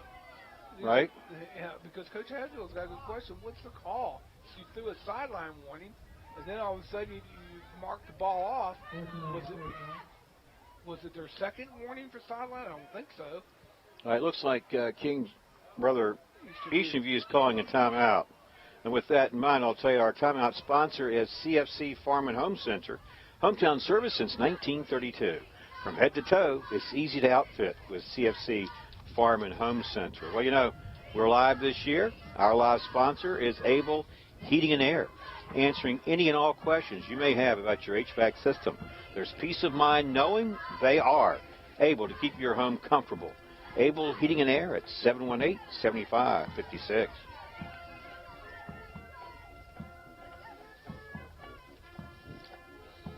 Well, with the timeout, we have 8 minutes, 51 seconds to play in the third quarter. Our score, King George 21, Eastern View nothing. But the ball now at the King George 40, where it's 1st and 10 for Eastern View. Mark, you maybe could give some confidence now to Caden Hughesby right now and see if he can direct the Eastern View offense into a score here, because they need to score 3 times. Weeks in motion. Mikey Keene back there. The ball carried straight ahead he goes. Lowers his shoulder, keeps those legs churning. Good hard run by Keene. Kyle Ravello in on the tackle for King George. They're going to mark it just shy of the 35-yard line. I'll give him 4 yards on the play. 2nd and 6 coming up. And Mark, I think they should be giving Mikey Keene doses of that football. He looks like he can get 5-6 yards of carry, and you can just keep moving down the field with that and see if they're going to give it to him again. He looks like he's running very hard. All right, you got 2 receivers down at the bottom of your screen. One at the top, that's Daniel Taylor. Keene again, the ball carrier, whistle, and I think this is going to be a false start against Eastern View, Steve. I think they probably jumped early. Jumped a little bit early, and again, false start. You're right, Mark. I think that's going to be on Keene. He was leaning just a little bit too early. But again, it shows that he can get to that second level pretty quick because our strength, the offensive line, is opening those holes, and they're able to push them back, and then Keene is getting into that second level. You got it. Well, this broadcast brought to you in part by Culpeper Medical Center. Get back in the game. Culpeper Medical Center is home to UVA orthopedic specialists providing world-class treatment for the joints, muscles, and bones of your home team. Now here comes Eastern View. Looking at 2nd and 11 from the 41. 8:08 clock stop, 3rd quarter action. 21-0 King George. Keene back there alongside Hughesby. That's Weeks in motion. They pick it to him. Hughesby going to throw. Downfield. Long. Nobody there. And no possibilities. Josh Logan in tight coverage there with... do not tell me there's a penalty flag on the play. There's a flag on the play. Is there? Yes, there is. Say it isn't so. And is it holding against King George or is it holding against Eastern View? We'll see what the call is here. The officials. It is against holding on the defense. Holding on the defense because, Hughesby, he throws a good ball, but it's like he throws it too quick. It's not giving his receiver enough time to get down there so he can go under the football. And I think, now you know why, because they're being held by King George. So now they have it at, the 31? All their big gains have been penalties so far this quarter. Well, if you're King George, you can't be happy with all these penalties. You just can't. Even if you're up 21-0, because it's still, the game is marred by all those penalties. Eastern View, 3 receivers to the right, 1 top of your screen. Hughesby handing off. This is Rack Lawson. Going back, this is Mikey Keene, rather. He broke a tackle, and he was about 1 tackle away from heading into the end zone. Good hard running by Keene straight ahead. And now you've got Eastern View knocking on the door, Steve. They're in that red zone. Looks like they've got it marked way down at the, about the 11-yard line now. And I think, Mark, that, like I said, you got to give Keene keep feeding him. He's a beast right there running that football. Nothing against Rack Lawson, but right now Keene's getting it done. Well, he got 20 yards on that play. It's 1st and 10 for Eastern View at the 11-yard line. And they go back to Keene. And he's going to spin his way down to the 5, pick up a 6 yards. 2nd down coming up. Well, this broadcast brought to you in part by Found & Sons. It's more than a respected funeral home. They support youth at all levels so they can become tomorrow's leaders. Found & Sons, 825-3530. 7:15, clock ticking, 3rd quarter. Eastern View has it 2nd down and 4 from the 5-yard line. Keene, again, the ball carrier. This time they're waiting for him. They wrap him up near the line of scrimmage. No gain. In on the tackle, Kyle Ravello there, number 20. Yeah, he met him right there at the hole. Ravello did, and that was man on man right there. Yeah. Good hard tackle, and you've got to really get your pads on Keene if you're going to be thinking about stopping. You got to get your pads on him first, right? Exactly. And see, right now, the field becomes so much shorter if you're Eastern View. You don't have the room to operate your passing game. You're inside. You're about 6 yards out from scoring. So what King George is trying to do is they're trying to condense it down between the tackles. I think Hughesby can throw to the outside here and have some good luck. We'll see. Got it there at the 5-yard line. Hughesby going to keep it. Headed to the end zone. He's there. Make sure no flags. Yeah. Everybody shut the front door, shut the windows, lock everything down. It's a Cyclone touchdown. Caden Hughesby, 6 yards. And Steve, you made it look easy. He sure did. I mean, because they're all expecting Keene to run it. Right. Caden Hughesby just ran it right on in. He was a good call, good run, and now King George. I mean, Eastern View's on the board. Now let's see what they're going to do. They're going to go for 2. Going to go for the 2 here, yeah. And don't believe you got in. You didn't. He didn't get in. They went for the 2, and it was number 8, wasn't it? Yep. DeMaio Hunter. Stopped him short. So 21-6 our score. 6:14 to play. Let's talk about that Eastern View drive, Steve. It started from its own 15-yard line. And the thing that really stands out to me, and I don't want to take anything away from the Eastern View offense, but how many penalty flags did King George get assessed with to keep that drive alive? I know 4 at least. Yeah. 4 of them. So there are big varieties too. So there were a couple of there was 2 15-yarders and 1 10-yard, and again, again, Eastern View was very welcoming of that nice gift by King George on those penalties. But now what they got to do is that they got to figure out how they're going to stop King George on downs to get the ball back. Well, and it got to be in that drive where you just sort of expected a penalty flag to come in after each play, and then how long we wait before we know what it really is, and that sort of thing. And it's just, well, by committee. By committee. Maybe forgettable in some ways. Yep. But the end result's a good one for Eastern View because now they're on the scoreboard for the first time here in the game. It's 21-6. And John Bales kicks off. This one's going to be fielded by Von Whiting at the 5-yard line.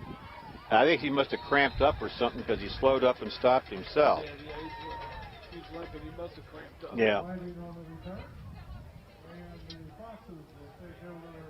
So twist his ankle. I think you're right. Cramps. Yeah. So you get. Does it go into the stat book as a solo tackle? It should. Well, I don't mean to make light of. Down by the cramp. Yeah. Yeah. All right, let's check the spot. Looks like they've got it at the 20, Steve. I think King George has to sort of answer in a way. I don't say they have to score, but I think they have to put together a good drive here to take away what momentum Eastern View has established here. And Eastern View's got to have the momentum, keep carrying that momentum, try to stop them before and out. Here's the first carry of the night for this young man. Makes positive yardage. It's number 13 for King George, and that is Mauricio Blanco. Man, he was in there, obviously, with Whiting on the sideline. We don't know what we think. Whiting probably just cramped up from that kickoff return, and we would expect to see him in the near future. They're trying to get a call from the sideline. It's an official timeout, it looks like. Yeah, I mean, this is starting it now. So you had Blanco picking up 11 yards on his first carry of the night. First down now at the 31 for King George. 5:52 to play here in the third quarter. Mutter, the quarterback, throwing quick. Kyle Ravello, tight end receiver. Got away from the first defender, lowered his shoulder. Got out close to the 40-yard line. And Mark, what I was pointing to on the screen was there was no man on from Eastern View covering Blanco. It was easy. He just strode about 7 yards down, caught the turnaround. The pass was right there, and was able to pick up almost first down yardage. That was too easy. And Eastern View's got to recognize that he'll split out. He'll also play tight. Now he's in like an H-back position. Yeah. Again, look, no one on him. Yeah. Second down to short. Mutter going to throw out there. Got a receiver. Got a first down. I believe it's number 19. Or 18. Nope. It was 19. Brody Newton. First down. 45-yard line here. King George. So far, they've moved it 25 yards here on this drive. 5 minutes exactly to play. Third quarter action. Now the clock ticks. 21-6, King George. It was 15-0 at the half. Straight ahead the ball carrier. I believe that's, well, it's number 13, and that was Elijah Hoskins throwing him for a takedown. Not only takedown. Yeah, Mauricio Blanco, the ball carrier. Nothing doing that time. Called a pancake crush.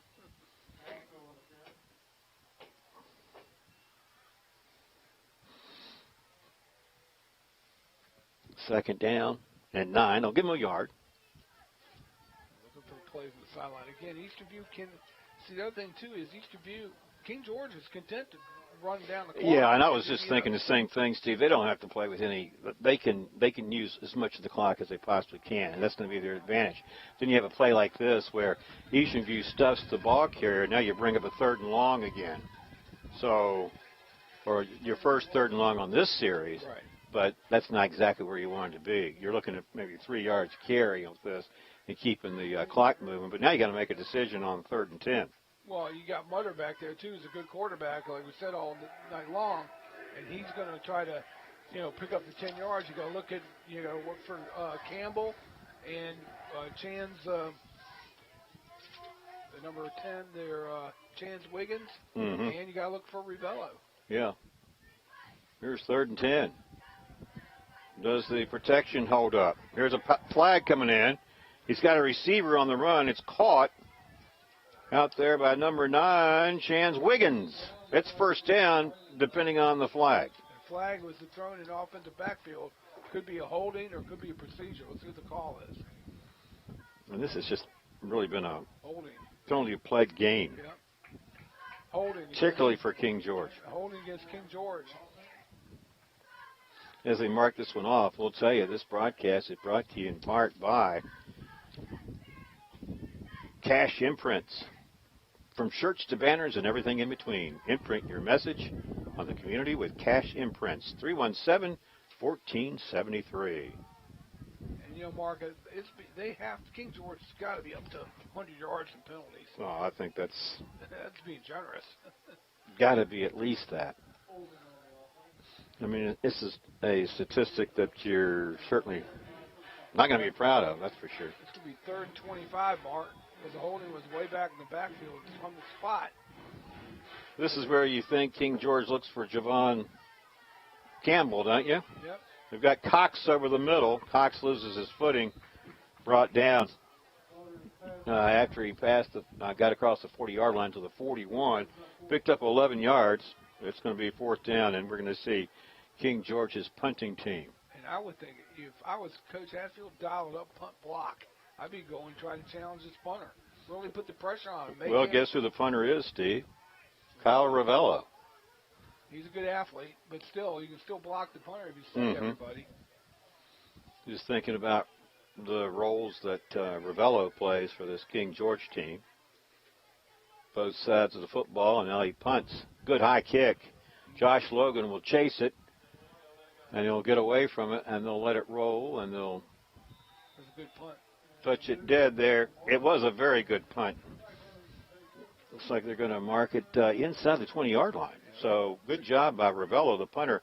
They do. They spotted at the 16. So Eastern View gets the ball back, and will start at its own 16. And that's what I think right now. Eastern View's got more Mikey Dean. He proved it in this last series, getting open the big holes and makes the game easier for Hughesby. Because if you have a good running attack, that opens up the passing attack for Hughesby, and he doesn't have to feel the pressure all the time from the King George front four.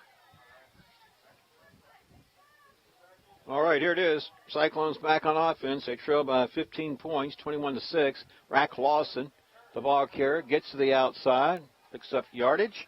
He'll be close to first down territory out there. And thankfully, Steve, there's no laundry on the field.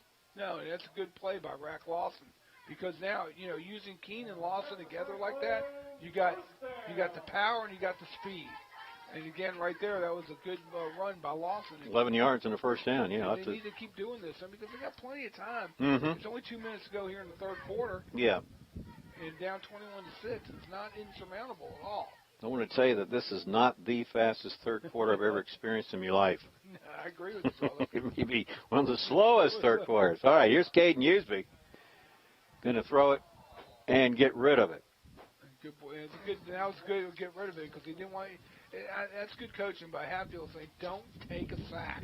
You know, if you feel pressure like it, throw it away. Mm-hmm. Yeah, it was 1st and 10. Now it's just 2nd and 10, and we didn't even use hardly any time. A minute 47 to play, third quarter action. You know, this broadcast brought to you in part by Battlefield Automotive, featuring Toyota, Chevrolet, and Ford. Battlefield Automotive, a keystone of service and a cornerstone of our community. 547-3673. And Steve, when I think of Battlefield Chevrolet, you know who I'm thinking of these days? One of our favorite Blue Devils of all time, working out there. Jeremy Bailey. Who is? The one and only. Jeremy Bailey. Yeah.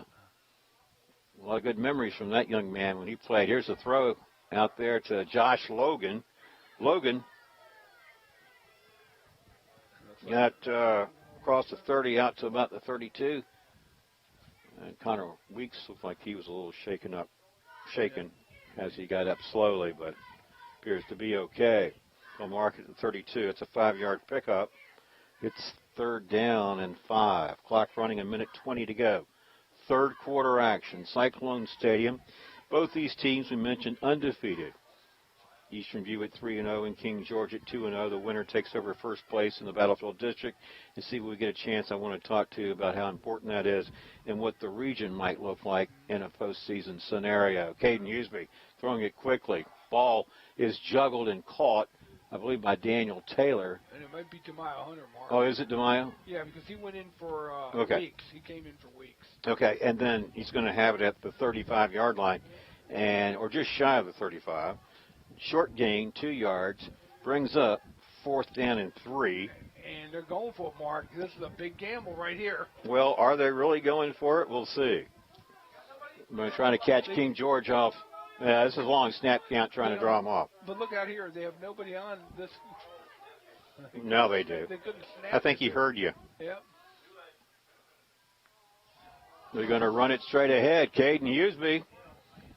Oh, my gosh, what a call. But it's going to be come back. It's going to be a legal procedure. Oh, you see a flag down? Yep, right over here, right in the backfield. He started too early. Somebody did. False start, yep. Well, wow. And they had the first down, Mark. That's what makes it so agonizing, you know. And for the coaches, you had the first down, and somebody smooth, somebody started early. Yeah, and so now Jalen Woodward will come on to Woodward. I had it right the first time. Jalen Woodward will come on to punt the ball away to King George. And you're going to have back there Javon Campbell. I know he'd love to get his hands on the football. Woodward does a good job of getting under it, but it's a short kick, going to go out of bounds near looks like the 35-yard line. Very short kick, Steve. I think they need to work out somebody to punt the ball, Mark. Nothing against Woodward. I think he was trying to kick away from Campbell, but the end result is a very short kick and outstanding field position here for King George. Late in the third quarter, just 1.6 seconds showing on the scoreboard clock, third quarter action. They would have been better going for it. They had 4 yards. Yeah. What'd they gain on that punt? Really, what? About 8 yards? Well, the line of scrimmage was the 34. Yeah. So they gained a yard. Yeah, yard, okay. King George back on offense. This should be the final play of the third quarter. Fake to Cox, and then Mutter breaks the tackle, spins his way, big yardage down to the 15. That is a 20-yard gain if it stays. But as many penalty flags as we had, I don't know. I'm going to say I don't see one yet. We started the fourth quarter. Yeah, all right. So that's how the third quarter is going to end with our score. King George 21, Eastern View 6. We'll take a break, come back for the fourth right after this. This broadcast is brought to you by the following community sponsors. Able Heating and Air, answering any and all questions you may have about your HVAC system. There's peace of mind knowing they are able to keep your home comfortable. Able Heating and Air, 718-7556. Battlefield Automotive, featuring Toyota, Chevrolet, and Ford. Battlefield Automotive, a keystone of service and a cornerstone of our community. Get back in the game. Culpeper Medical Center is home to UVA orthopedic specialists, providing world-class treatments for the joints, muscles, and bones of your home team. From shirts to banners and everything in between, imprint your message on the community with Cash Imprints, 317-1473. From wood-fired pizza to the freshest seafood and a world of taste in between, you'll find it all at Copperfish and Time Market. More than just a respected funeral home, Found & Sons supports youth at all levels so they can become tomorrow's leaders. Found & Sons, 825-3530. The coaches, even opposing coaches, like his game because he's tough. He can throw the ball, but he just showed him running it where he was able to shed some tacklers for a big gain. And now Eastern View has got to really start looking on defense and try to hold them out of the end zone here, because if they get a score up, it's going to be hard for Eastern View to come back. Yeah, I mean, if King George were to score here, it would make it very difficult. Not impossible, but difficult. All right, we're starting here the fourth quarter. King George has it, 1st and 10. Eastern View's 17-yard line. And this is not Von Whiting. He still hasn't checked in after that kickoff return, Steve. It was his teammate there, Mauricio Blanco, the ball carrier. I think Mark, it wasn't cramp. I think what happened was he twisted his ankle because it's still slippery out there in the footing. And he might have twisted his ankle, and they're just holding him out to keep him from getting any further injury to that foot. Blanco picked up 7 yards. It's 2nd and 3. And look where they got Barnwell, the tight end line, number 20. Ravello. Right there is his short. You watch for him coming across. So he's lined up more as an H-back, isn't he? And here's Blanco again. This time they stop him cold. That was number 63 making the tackle for Eastern View. And, of course, that's Caleb Quinn. A 3rd down coming up. So, obviously, it's important for Eastern View to get a stop here. But well, I mean, what is King George going to do? They could try a field goal like they did before. They don't get it, but they're going to try to. Eastern View's got to limit them to three points or less. Here, they can't allow King George to come right in here and score. So, if King George were to get a field goal, it's a 3-score game, right? Yep. Yeah. If we get a touchdown, that changes things here. All right, here it is. 3rd down. Throwing, cut down quickly was the receiver, Campbell. Brought down by number 4. Yeah, that's Lawson. Brock Lawson. Wow, look at that. We did get the first down yardage. So what did Mutter do? Connected with Campbell for a 1st down. That's just really sort of their bread and butter, isn't it? Mutter to Campbell? Mutter to Campbell. And, now I understand why, King George is a force this season because of who they have in their personnel. They had to get to the 7, and they did. It's 1st and goal from that spot. And you got Blanco back there. He's going to be the ball carrier. He's going to go straight ahead. He'll get inside the 5. He'll get a little bit of a push with his lineman. He'll get down to about the 3. That's going to be 2nd and goal from the 3. Well, this broadcast is brought to you in part by Culpeper Medical Center. Get back in the game. Culpeper Medical Center is home to UVA orthopedic specialists providing world-class treatment for the joints, muscles, and bones of your home team. That's Culpeper Medical Center. And Mark, another thing is Eastern View has been spoiled because last year they had Spangler and they had Trip Butler, and was able to, move. They had senior leadership. They just don't have it this year. So this is Blanco again, the ball carrier. And they signal touchdown, King George. And it's Blanco from 3 yards out. And I'll make it 27-6. And I'm not going to say that's going to do it, Steve, but it's going to take an awfully good comeback now for Eastern View to come back in this game. But, let me elaborate on the difference between this year and last year. This team is good this year, but they don't have the players that can go and say, I'll make a play. Their strength is offensive line, and their strength there. But again, Mikey Keene might be one that could get a big play, and Rock Lawson, but they just don't have the passing attack. They don't have the Alex Spanglers, to throw to you, the Blake Leaks, kids that could get open and get you points. They don't have that dynamic on offense this year. So, and I want to give credit there to King George. They got it done, and they did it without Von Whiting. They had Blanco back there, but it was a reception by Javon Campbell that gave him the first down yardage in that third down play. And then Blanco, 3-yard run. And then I got to give this kicker credit, Steve, because A.J. Dale just connected on his first point after. It's true. But, I'm looking at, Coach Hatfield and his staff have enjoyed tremendous success with the players they've had, come through here. And, again, this could be where the year is that they're not as strong as they could be, but you know what, Mark, we're going to start all over again this fall coming up. And, Coach Hatfield and his staff, they'll get these kids where they'll be able to play and make good decisions and have a better team in the fall. But right now they're a good team, but they just don't have that dynamic player that can get them those points. Well, I want to talk to you. Here is A.J. Dale's kick. This is going to be fielded about the 5-yard line. This is your return man there. Is this number 9 for Eastern View? Number 9 or 2? Number 8. 8. That would be DeMayo Hunter. Yep. Yeah. And so, we just that they, like I said, before Butler, they had Matt Lowry, and he was a good dynamic quarterback. Right now with Hughesby, he's just trying to learn and trying to find his way. And again, they got to figure out their focus on their strength is, and I think it's going to be the running attack.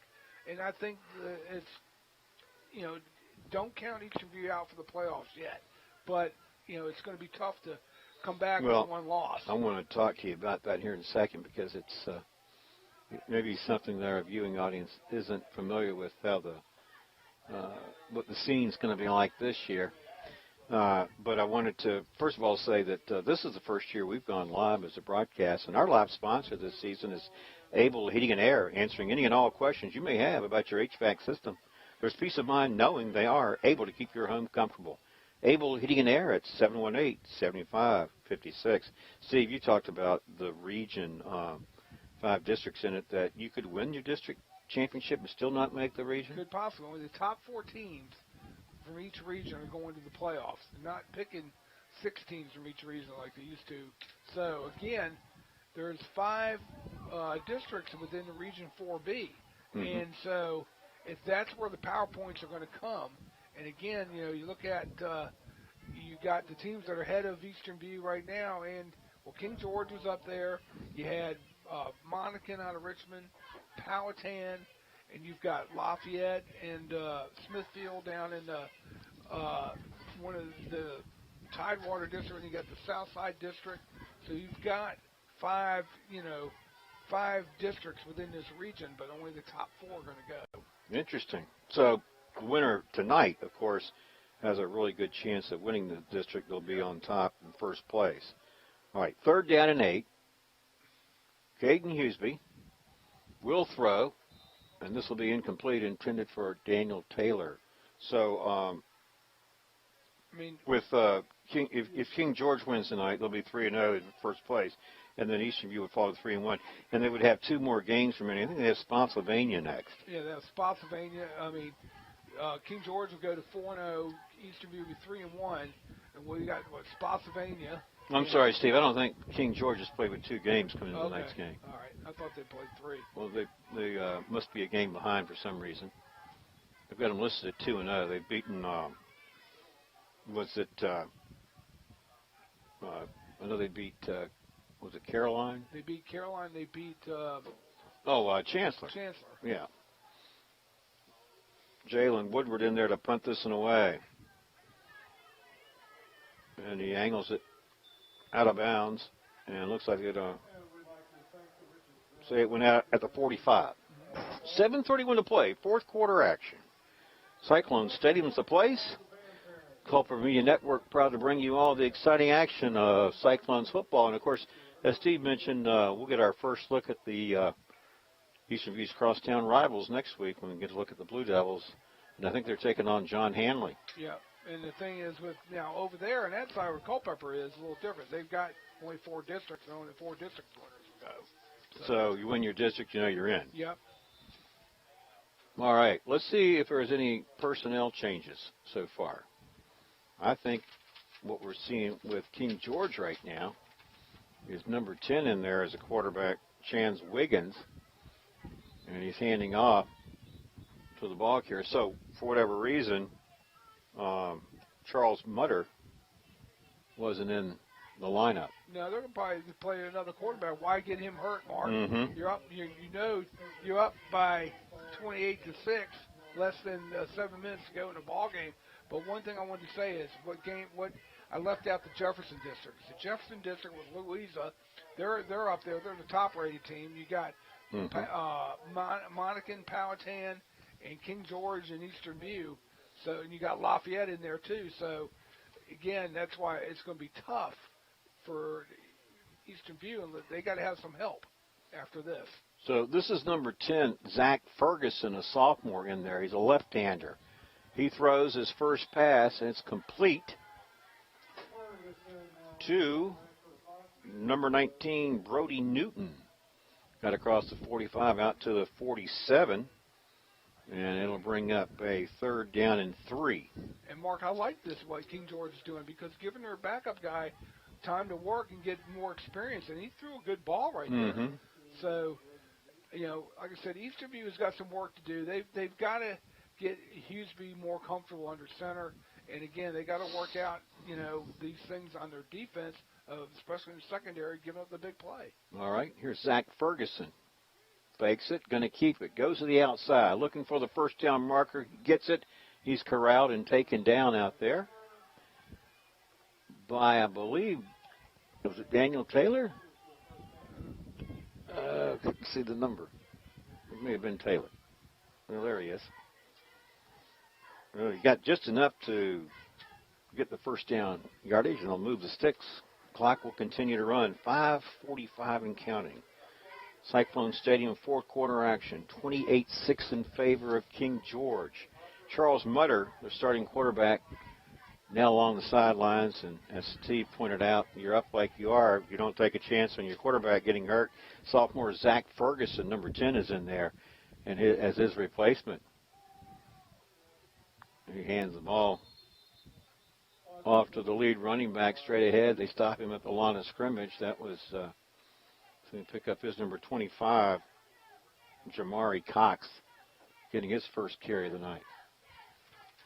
And, you know, like I said, Mark, even Coach Hatfield admitted before this, you know, the COVID season and the shortened season, that this is a different Eastern View than what fans and are been used to seeing from Eastern View. And it is. I mean, they don't, like I said before, they don't have that dynamic player that they're athletes that can go out and give them, you know, get some points. So what they've done is they are basically going to have to recognize we're a run-oriented team this year instead of a pass-oriented team. Here's Ferguson throwing. Complete. No gain. In fact, he lost some yards. Mikey Keene makes the tackle on Mekhi White, number 4. And they showed me something with Mikey Keene. He's a stud. Mm-hmm. I mean, he can, you know, run the football and play good from his linebacker position. It's just like I said, they got to – and also, too, Mark, this hasn't been the biggest Eastern View team either, you know, especially up front. They got a good offensive line. But, you know, again, you look at their sideline, they got a lot of young players. They just got to give them experience at the varsity level. All right, Zach Ferguson and the Foxes look at 3rd and 11 here with 3:50 to play. Clock moving. And they hand this one off on what you would call a jet sweep, wouldn't you, Steve, Yep. to Mekhi White. And White, barring a penalty, is going to pick up first down yardage. He's going to pick up first down yards and keep the clock running for King George. And I'm impressed by King George. It looks like they're going to be the team to stop. this year in the Battlefield District. Because, again, the only games left for Eastern View is they'll drop to 3-1. They got Spotsylvania and then Chancellor. They're only two more district games they've got. Mm-hmm. Well, down at the 32-yard line of Eastern View, 1st and 10. King George, again, your quarterback now is sophomore Zach Ferguson, number 10. And he hands off to number 25, Jamari Cox, his second carry of the night. Well, you know, this broadcast is brought to you in part by Cash Imprints. From shirts to banners and everything in between, imprint your message on the community with Cash Imprints. 317-1473. And by Found & Sons, more than a respected funeral home, they support youth at all levels so they can become tomorrow's leaders. Found & Sons at 825-3530. And, you know, Mark, also, King George's game left. They've already played James Monroe, and they already played Chancellor. Their big game, they got played Caroline. They should have no problem there. It's going to be Cortland. Zach Ferguson on the keeper. Short gain out to the 30. Going to bring up 3rd and long. Clock will continue to run. We're approaching the 2-minute mark here. And this broadcast brought to you in part by Battlefield Automotive, featuring Toyota, Chevrolet, and Ford. That's Battlefield Automotive, a keystone of service and a cornerstone of our community.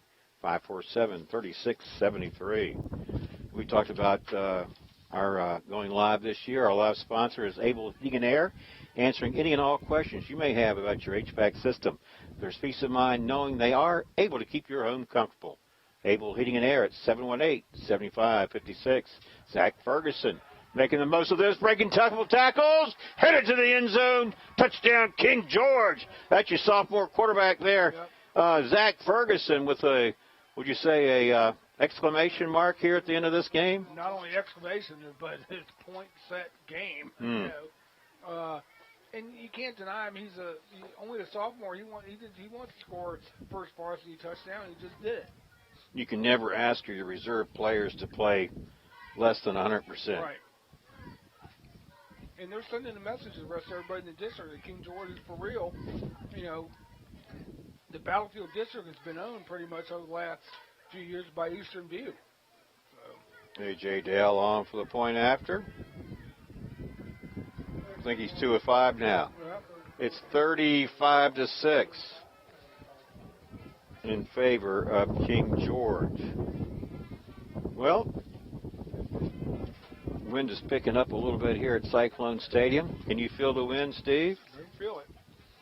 You know, this broadcast is brought to you in part by Culpeper Medical Center. Get back in the game. Culpeper Medical Center is home to UVA orthopedic specialists providing world-class treatment for the joints, muscles, and bones of your home team. That's Culpeper Medical Center.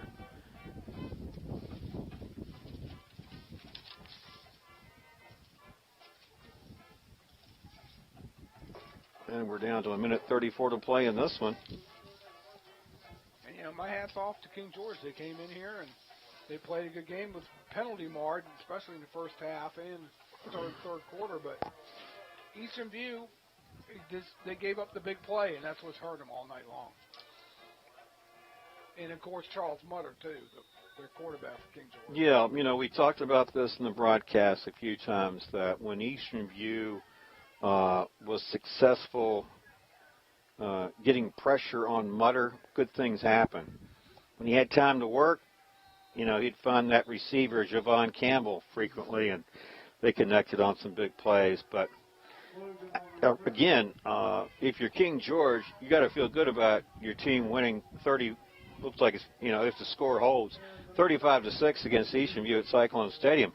But if I'm the coach and I'm looking at those penalties and penalty yards, I'm thinking, you have to fix this. Oh, yeah, they're going to have to fix it. It's got to be fixed on both teams. Because, I mean, look, without the penalties, King George could have been up, they could have been up 48-6. And, you know, so well, let me ask you this. Do you think maybe a critical turning point came early in the third quarter? You know, it was 15-0 intermission. And then Eastern View had that early turnover that King George was able to capitalize. And it seemed like, I'm not saying that is the key, But I think it was a huge It was. situation. I agree with you, Mark. It was. I 100% concur with what you just said. And that, I think, was a big turning point. And again, that Eastern View really needed to go to its running attack. They found their running attack a little bit late with Mikey Keene. They should have been doing that in the first half and using it to say, hey, run us till you stop us. And that didn't happen. I mean, I know you want Huseby to be able to throw the ball, but here we got a penalty here. Yeah, I think we may have a player who jumped across the line of scrimmage too soon for King George. And Eastern View rushing matters here, late in the game. Caden Huseby remains in it. But anyway, go back to your commentary, Stu. And I'm thinking, Eastern View's JV teams have won the district JV championship the last 3 years in a row. And, there was always Coach Hatfield and the staff has always benefited from good players coming up through the system, from Floyd T. Ben to JV to varsity. This year, they're just with COVID and other things have happened, and now with a shortened season, it's really, you got to give credit to all these kids and what they've been through. And I think that's taken a little bit, not use that as an excuse, and Coach Hatfield will never use that as an excuse, but that's out there, and again, like I said, there's just some personnel issues, changes this year, and that's what, with coaching high school football. Mm-hmm. Every year is going to be different. Well, the 5-yard penalty was actually against the Cyclones. It moves it back to the 11-yard line. And we've got 2nd and 7, and we've got 1:16 to play in this one.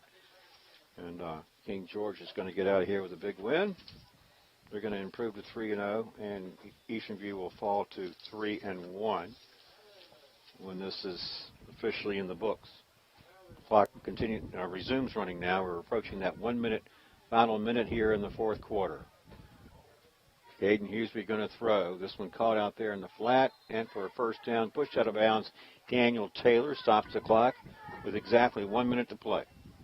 And just for you now, you just want to work on your fundamentals.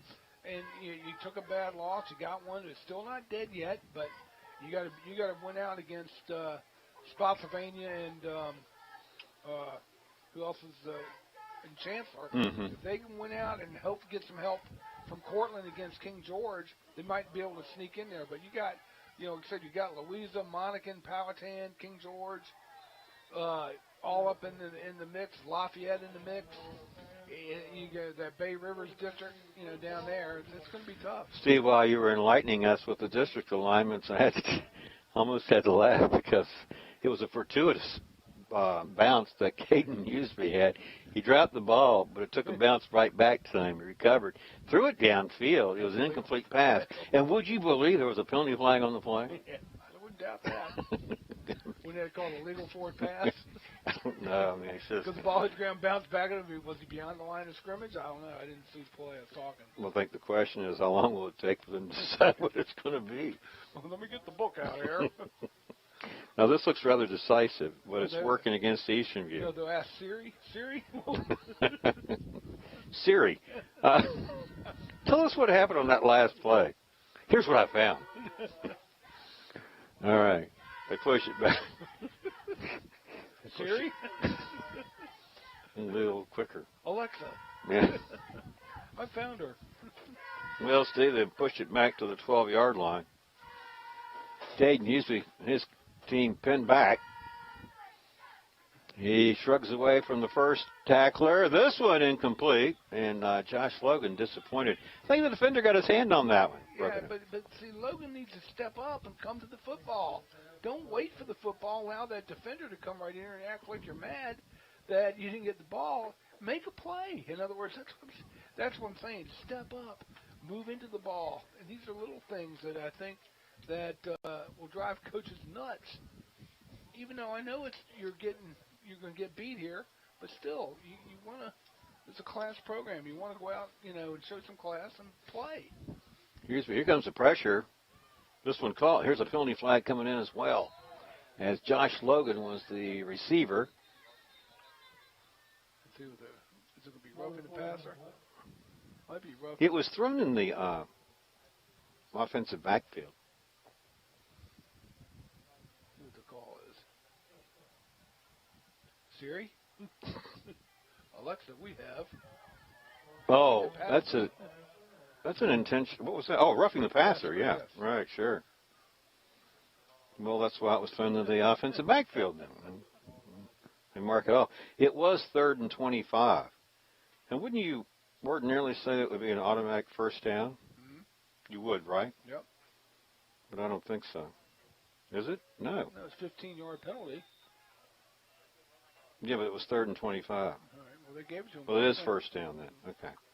So maybe it is automatic. Caden Huseby. Throwing short, throwing incomplete. 2nd down and 10. All right, we talked about King George, Charles Mutter. We talked about Javon Campbell. We talked about Kyle Ravello. Anybody else stand out on that King George team tonight as far as making a difference? Not much. I mean, you pretty much named them all. Right, now what about Eastern View? Even in defeat, you always have people who stand out. Who do you feel like? Mikey Keene, Mm-hmm. the offensive line. They still got Hoskins. Right. And Rock Lawson, too. Well, he's running the ball here. Picks up good yardage. Gets a first down. But to me, it just doesn't seem like in the past, their quarterback was their leaders, in their leaders in the huddle, and I just don't think Huseby has that command yet. He'll get it, but he's got some work to do. Final 15 seconds counting down here is Huseby. We'll air it out here for Josh Logan. He had him, and it off his fingertips there. Incomplete. Pretty good looking throw there by Caden Huseby. He can throw the ball when he gets his gets some time and everything. He's just got to, learn to be more of a, as I say, happy feet in the pocket. He's got to have a command present in the pocket, know when to run, know when to throw. Back at the 46-yard line, 10.1 seconds showing on the scoreboard clock. Caden Huseby will have time for one, maybe two plays. Here is Rack Lawson. He's going to chew up a bunch of those seconds. And he picks up some good yards. And that's a Cyclone first down. And we're down to 3.6 seconds to play. Got down into King George territory inside the 40-yard line. They'll mark it at 39. You'll see the clock starts once the ball. Well, they won't have time to get another play off. It doesn't look like. Yeah. They don't. Well, that's going to do it here for us. Our final score is King George 35, Eastern View 6. Steve, we've talked a lot about how this game has unfolded tonight, so we can be brief here in our post game. Your final thoughts about these two teams here? Tale of two different teams.